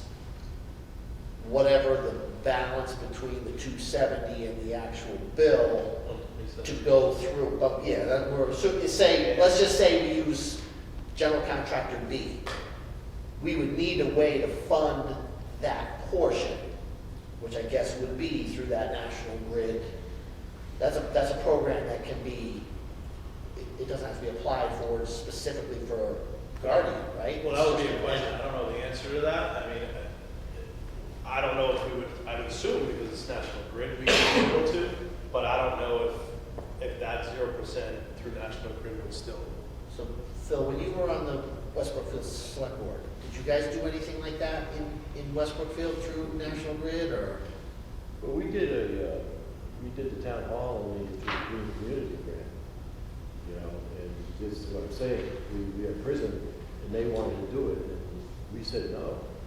We wanted PPE to do it because they've been doing all the work. And, you know, basically what Glenn did, went to them and said, listen, I got all the qualifications you guys have. And they had to accept it. So my answer to, or question for that is, we have to get the town to do that for us. They have to do it, I can't do it. I would love to do it. But Jim Pereira and have to tell Guardian, hey, we're gonna do this project, but we wanna use A or B, whoever it may be. We still need a job description though. We still don't know how many units or whatever they're gonna be working on. Yeah, we know how many units, what they wanna, what they're potentially gonna replace, but there's no numbers. No numbers. No numbers. So- No cost numbers. So from this committee, do we start with, you know, we allow Chris to, you know, upon approval, you know, secure, you know, additional funds through whatever the program is through National Grid? If that's something that's voted on, then we go to the town and we say, okay, we've committed to securing the additional funds. Now the ball's in your court, and this is how we need to move forward. Get a detailed list, get a second person in there, maybe have you come in there, meet with Mr. Ferrera and say, this is how we want to do it. I mean, you think that's a viable pathway? I mean, I think we all agree that it needs to be done. I mean, we've been talking about this, I've been on this committee for 12 years, and we've been talking about the elementary and the controls of the building ever since we put the new boilers in. I mean, you know, we have a Ferrari engine in a Schwinn frame. I mean, it's.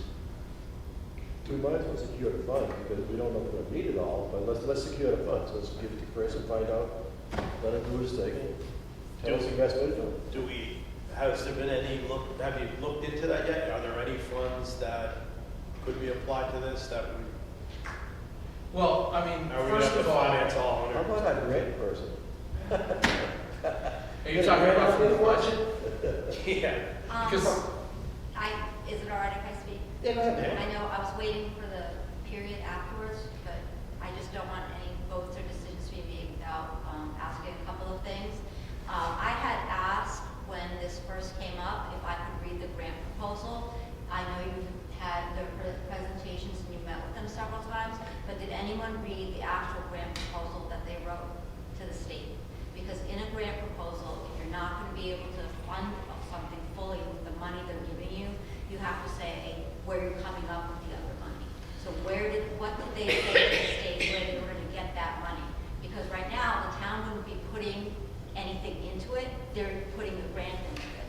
And I hasten and caution for us to say, well, we'll look at our budget and move some numbers around and come up with some money for something. I understand the National Grid thing because it's $2,000 over months and we're getting like some of that back, so it's a wash.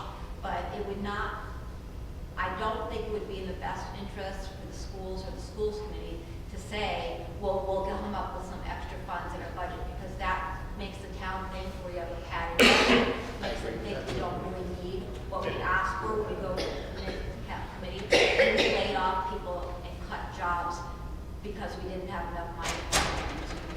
In addition, I don't think they'll take it seriously, out of district placements and our general special education budget, which over $800-something thousand came out of ESSER grants for 3 years in a row. Where are we going to come up with that $800,000?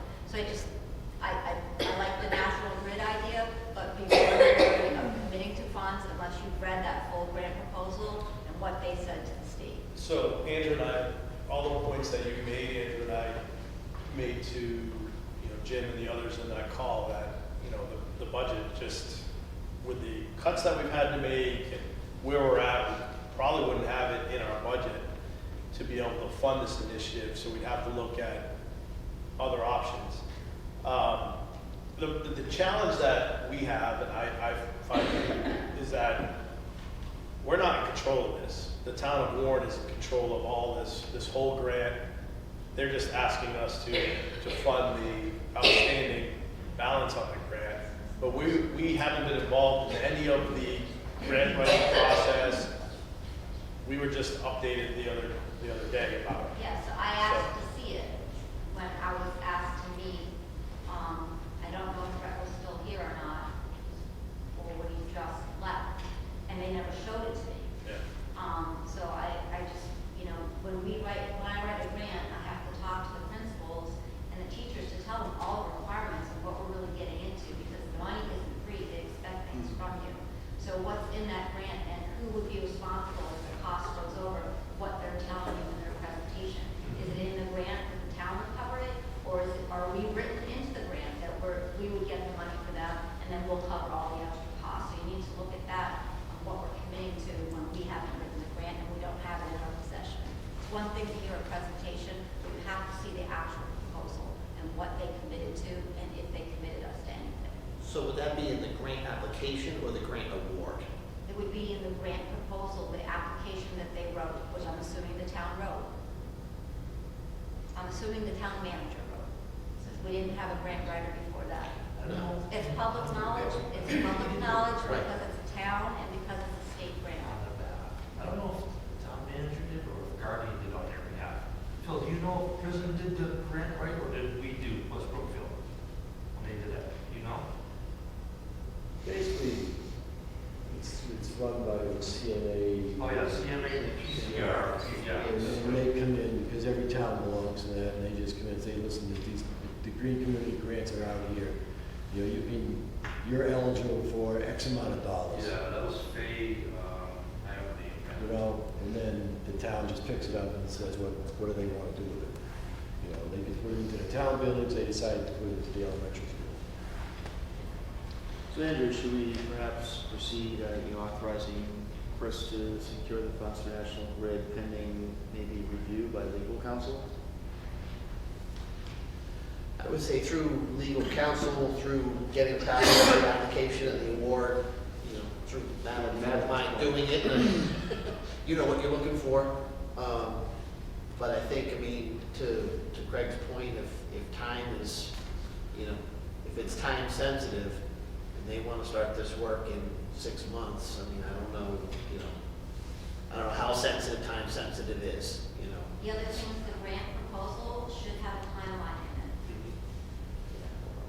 Bill, what did Jim say in our meeting that he's been holding? Andrew?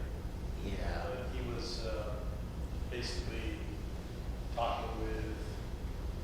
So he was talking with Mark Rubinski from the DOER, Department of Energy Resources. Trying to buy more time. Trying to buy more time.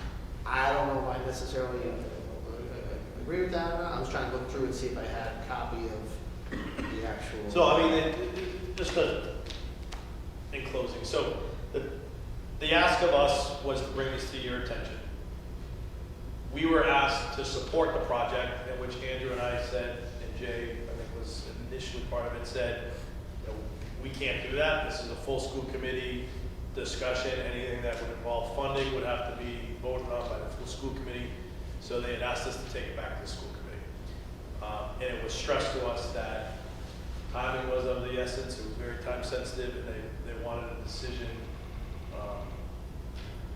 sooner rather than later. So that's where we're at.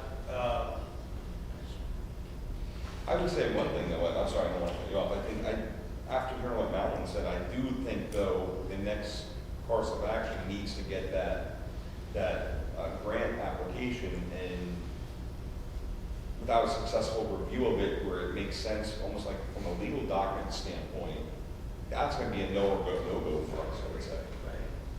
Were you given any reason why it wasn't shared with you, Madeline? No, I was just told that, and I thought, that's why I thought the town wrote the grant, that Brett had would come up with the rest of the money. And he was at my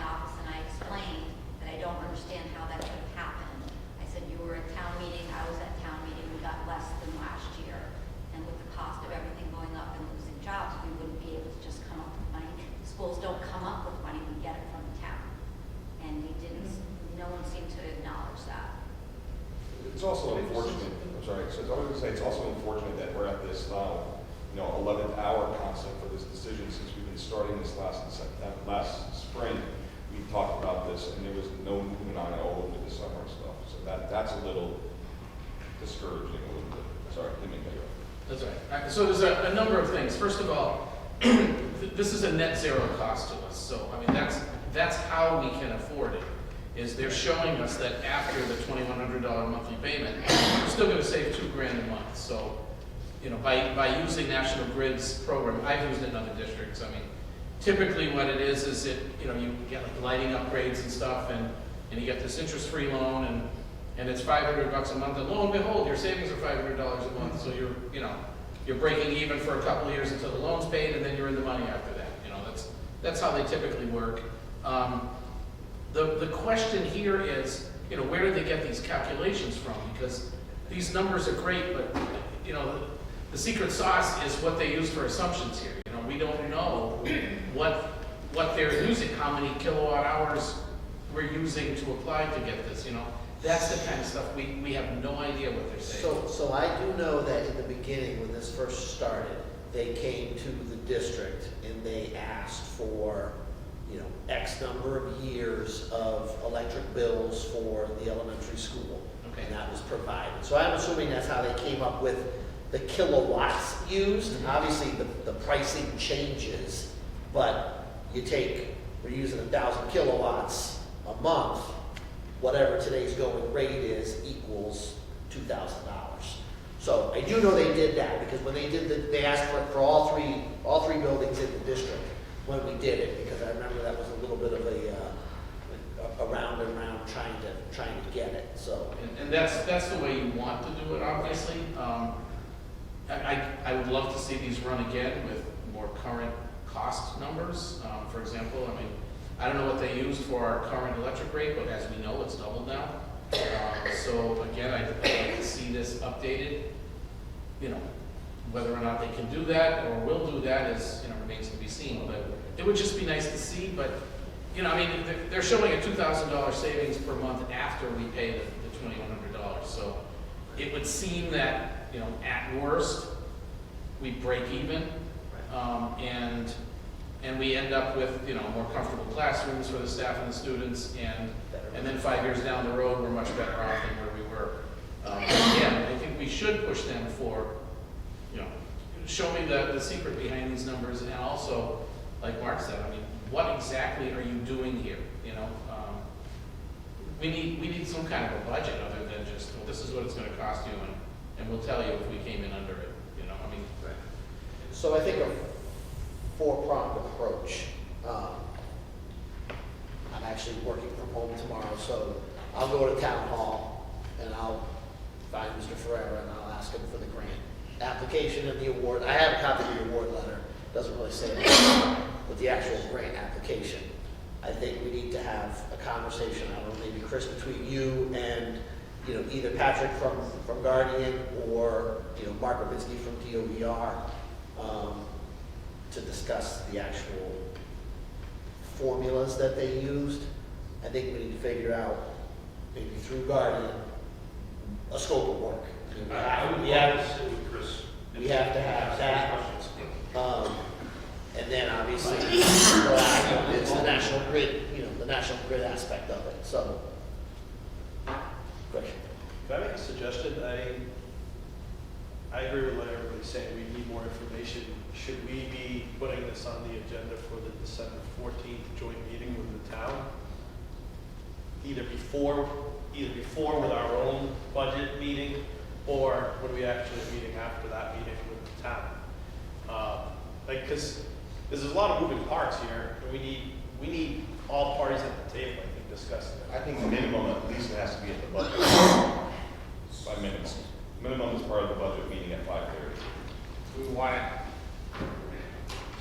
So the one thing I would like to add to that is, the one thing that I do believe that Patrick said was, the sooner you can get the contract signed, because they're not going to do anything obviously until the contract's signed. The sooner they get the contract signed, the sooner whoever it may be can order the materials, because that's going to be the problem. If we're going to try and do a summer install is whoever getting the materials for that. And we all know this day and age, that's one of the problems that we have. So that's why, that's the only thing that I believed that day, was And getting stuff. and he was pretty receptive to talking about it. I mean, I'm not, maybe we invite Jim and Patrick, the meeting that we had, maybe we invite them to the budget subcommittee meeting along with Chris and Mark and the committee to talk about it. Ask some of these questions. The only thing I would ask is, I know we're kind of from the 11th hour perspective, can it wait that long?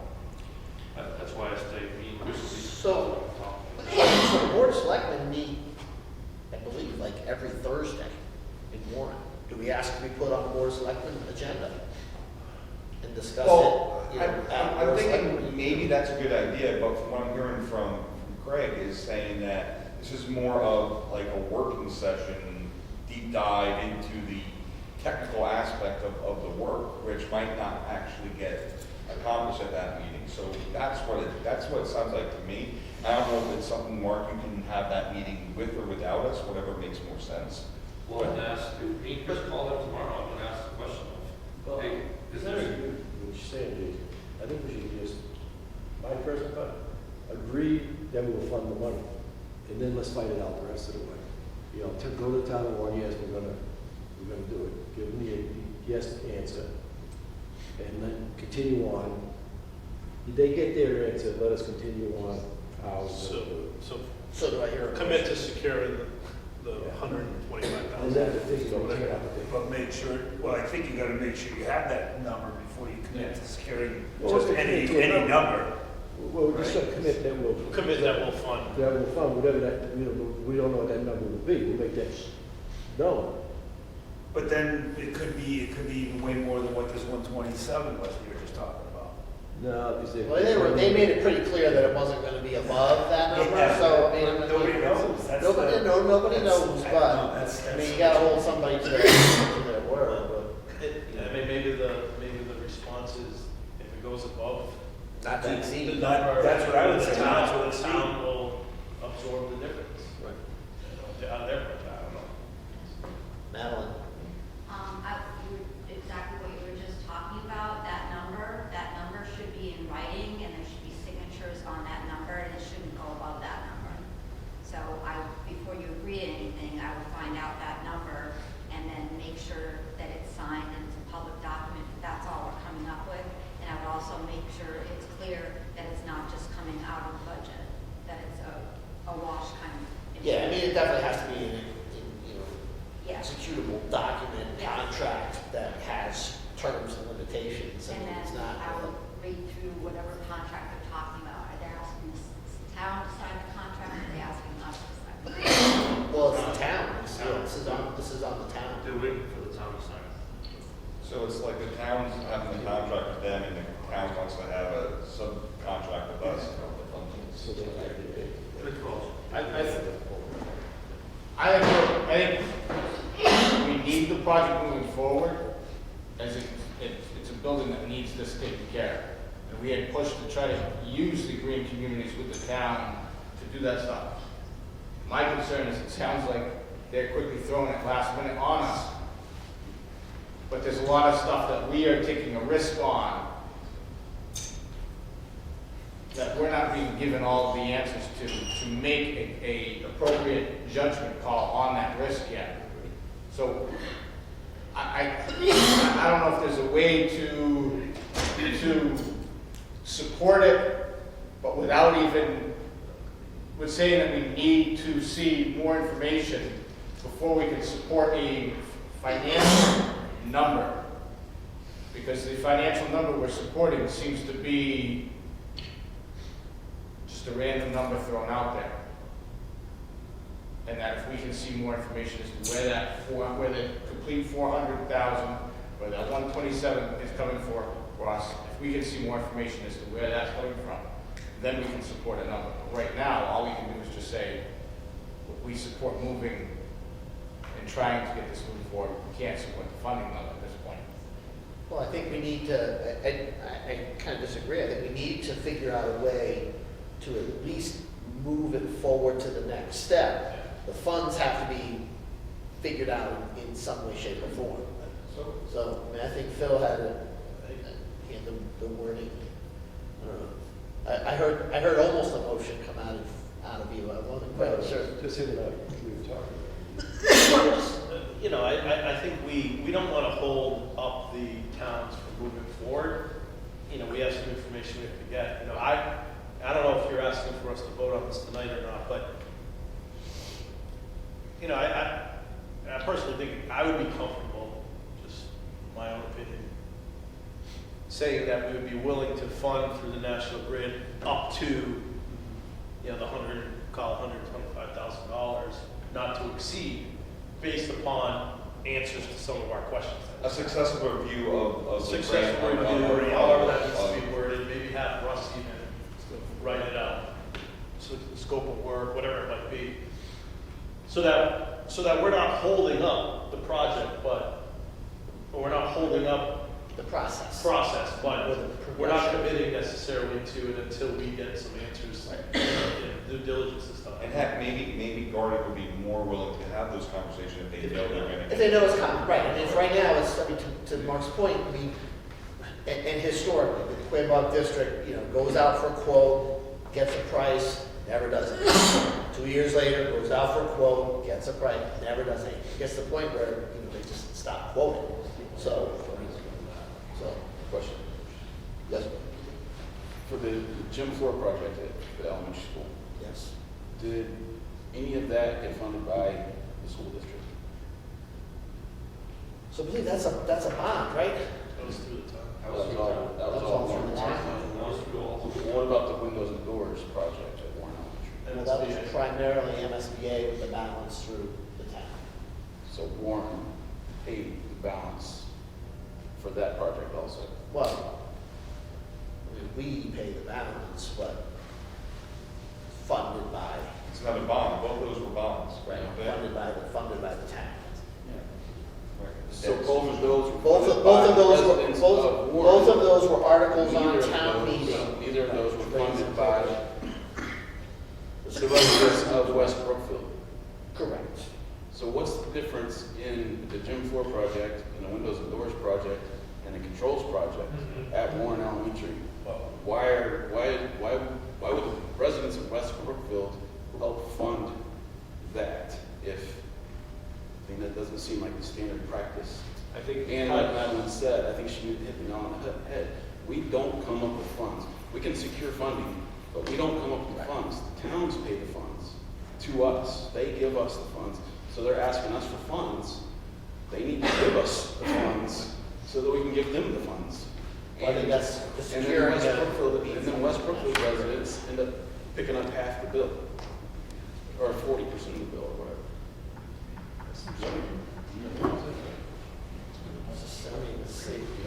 Same as the sewer.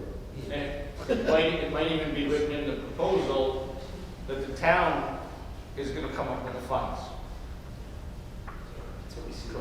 I mean, Yeah. that's how I was understanding, is that they could have written in there that they. They wouldn't have to create a budget. If the budget was greater than $200,000, then they would have to say in that proposal, I'm just saying from my experience writing grants, where that funding was going to come from. And then we want to see it because we're willing to, and I think it sounds like a good idea to make sure you're doing something tonight to move it forward, but that you have to look in that proposal because you don't know what else you're getting into by saying, we'll give you the $125,000. You have to look at what are the requirements in there and on what it says. And then, you know, did they say they were going to fund it in that proposal or not? So, take no action on the funding, or do we want to move forward based upon the parameters that we can outline motion any way we want, and word it that it only gets, you know, enacted if all the, you know, I's are dotted and T's are crossed, or to the will of the committee, huh?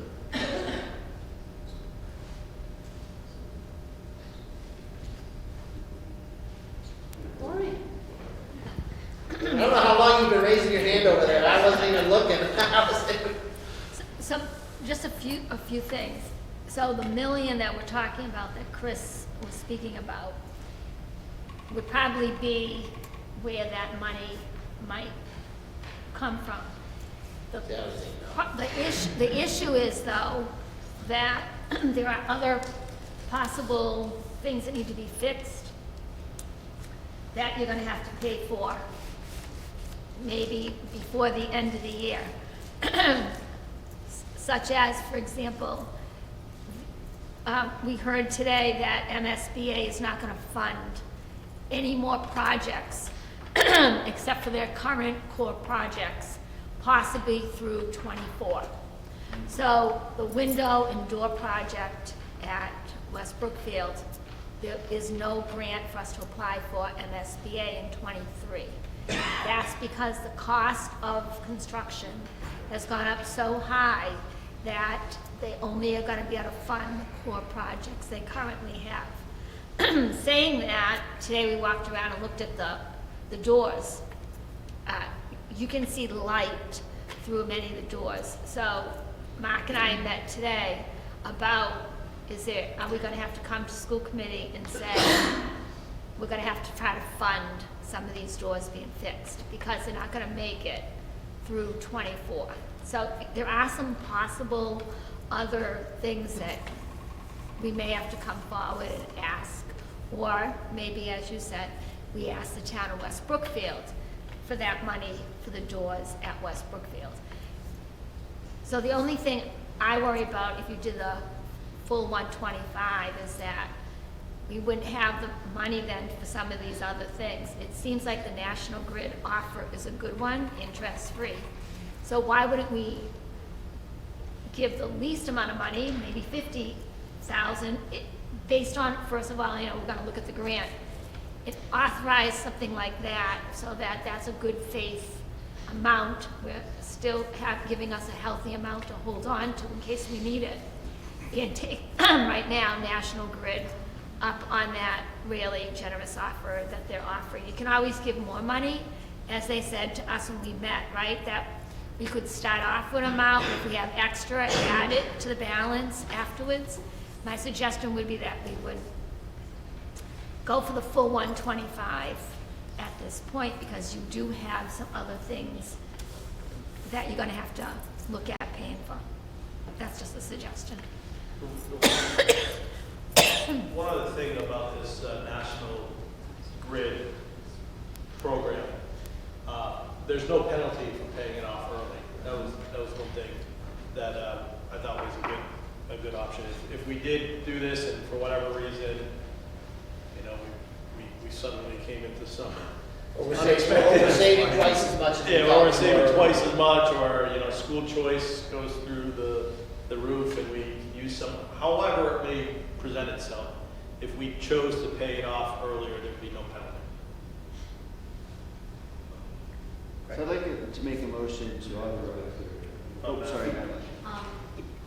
As I said earlier, I completely agree that the National Grid loan sounds like a great idea, because it says we want to go forward. Everyone here knows the building, the controls need to be fixed. And it also says, but we don't have the money right now because we don't come up with money. And then you could have a grant application. If it was submitted electronically, you should be able to get that tonight and emailed to you. Or if it's hard copy, a copy in your hands tomorrow. So proposing what Maureen is saying, or if you're making a motion, I don't think you'd be making a mistake to do that tonight, but there shouldn't be any reason why you don't already have that proposal, or you can't even get it tonight. I'd like to make a motion to authorize Chris to secure the funds for $128,000 through the National Grid 0% program, pending successful review of the grant, approval through legal counsel, and Mark and any other parties reviewing a scope of work. Don't ask me to repeat that. Okay, so you went way too fast for Mrs. Delancey. That was very eloquent, though. I got it on there, don't ask me to repeat what you said. Okay. So I have a motion on the floor. Do I have a second? Second. Second and a third. Okay, motion made and second. Any further discussion? I think we talked about it quite enough. Any further discussion? Further discussion would be, it's you, or can we make sure that we're requesting the? Yeah, I'm gonna go see documents I'm gonna go see Mr. Ferrera tomorrow because What? I won't I put it ready. Yeah, oh yeah. Well, I'm gonna send him an email tonight saying we'll stop by your office tomorrow to get a copy of this. So, It would be nice to see that. Thank you. yeah. Okay. Any further discussion? All in favor? Opposed? Abstentions? 701. 701. Okay. At least starts the ball rolling. Or, I guess, continues the ball rolling. The ball's been rolling for a couple of years, but, okay. All right. Come to the point of the meeting, it's time for the opportunity for the visitors to make questions, comments, or statements about anything that was discussed at this meeting. Anybody have any questions or comments? No? Hearing none. We do need to go into executive session. Greg, you want to, Sure, I'd like to, motion to go to executive session pursuant to Mass General Laws, Chapter 38, Section 21, to include members of the school committee, as well as Mrs. Delansky, and yes, believe Maureen? and Mrs. Benenda. Yes, sir. To reconvene in open session for possible vote adjournment? To reconvene in open session for possible vote and adjournment. Steve? Aye. Roll call. Aye. Aye. Aye. So what the school committee is going to do to make things quicker is we're going to go into the auditorium so you can break down so we don't make our meeting last any longer than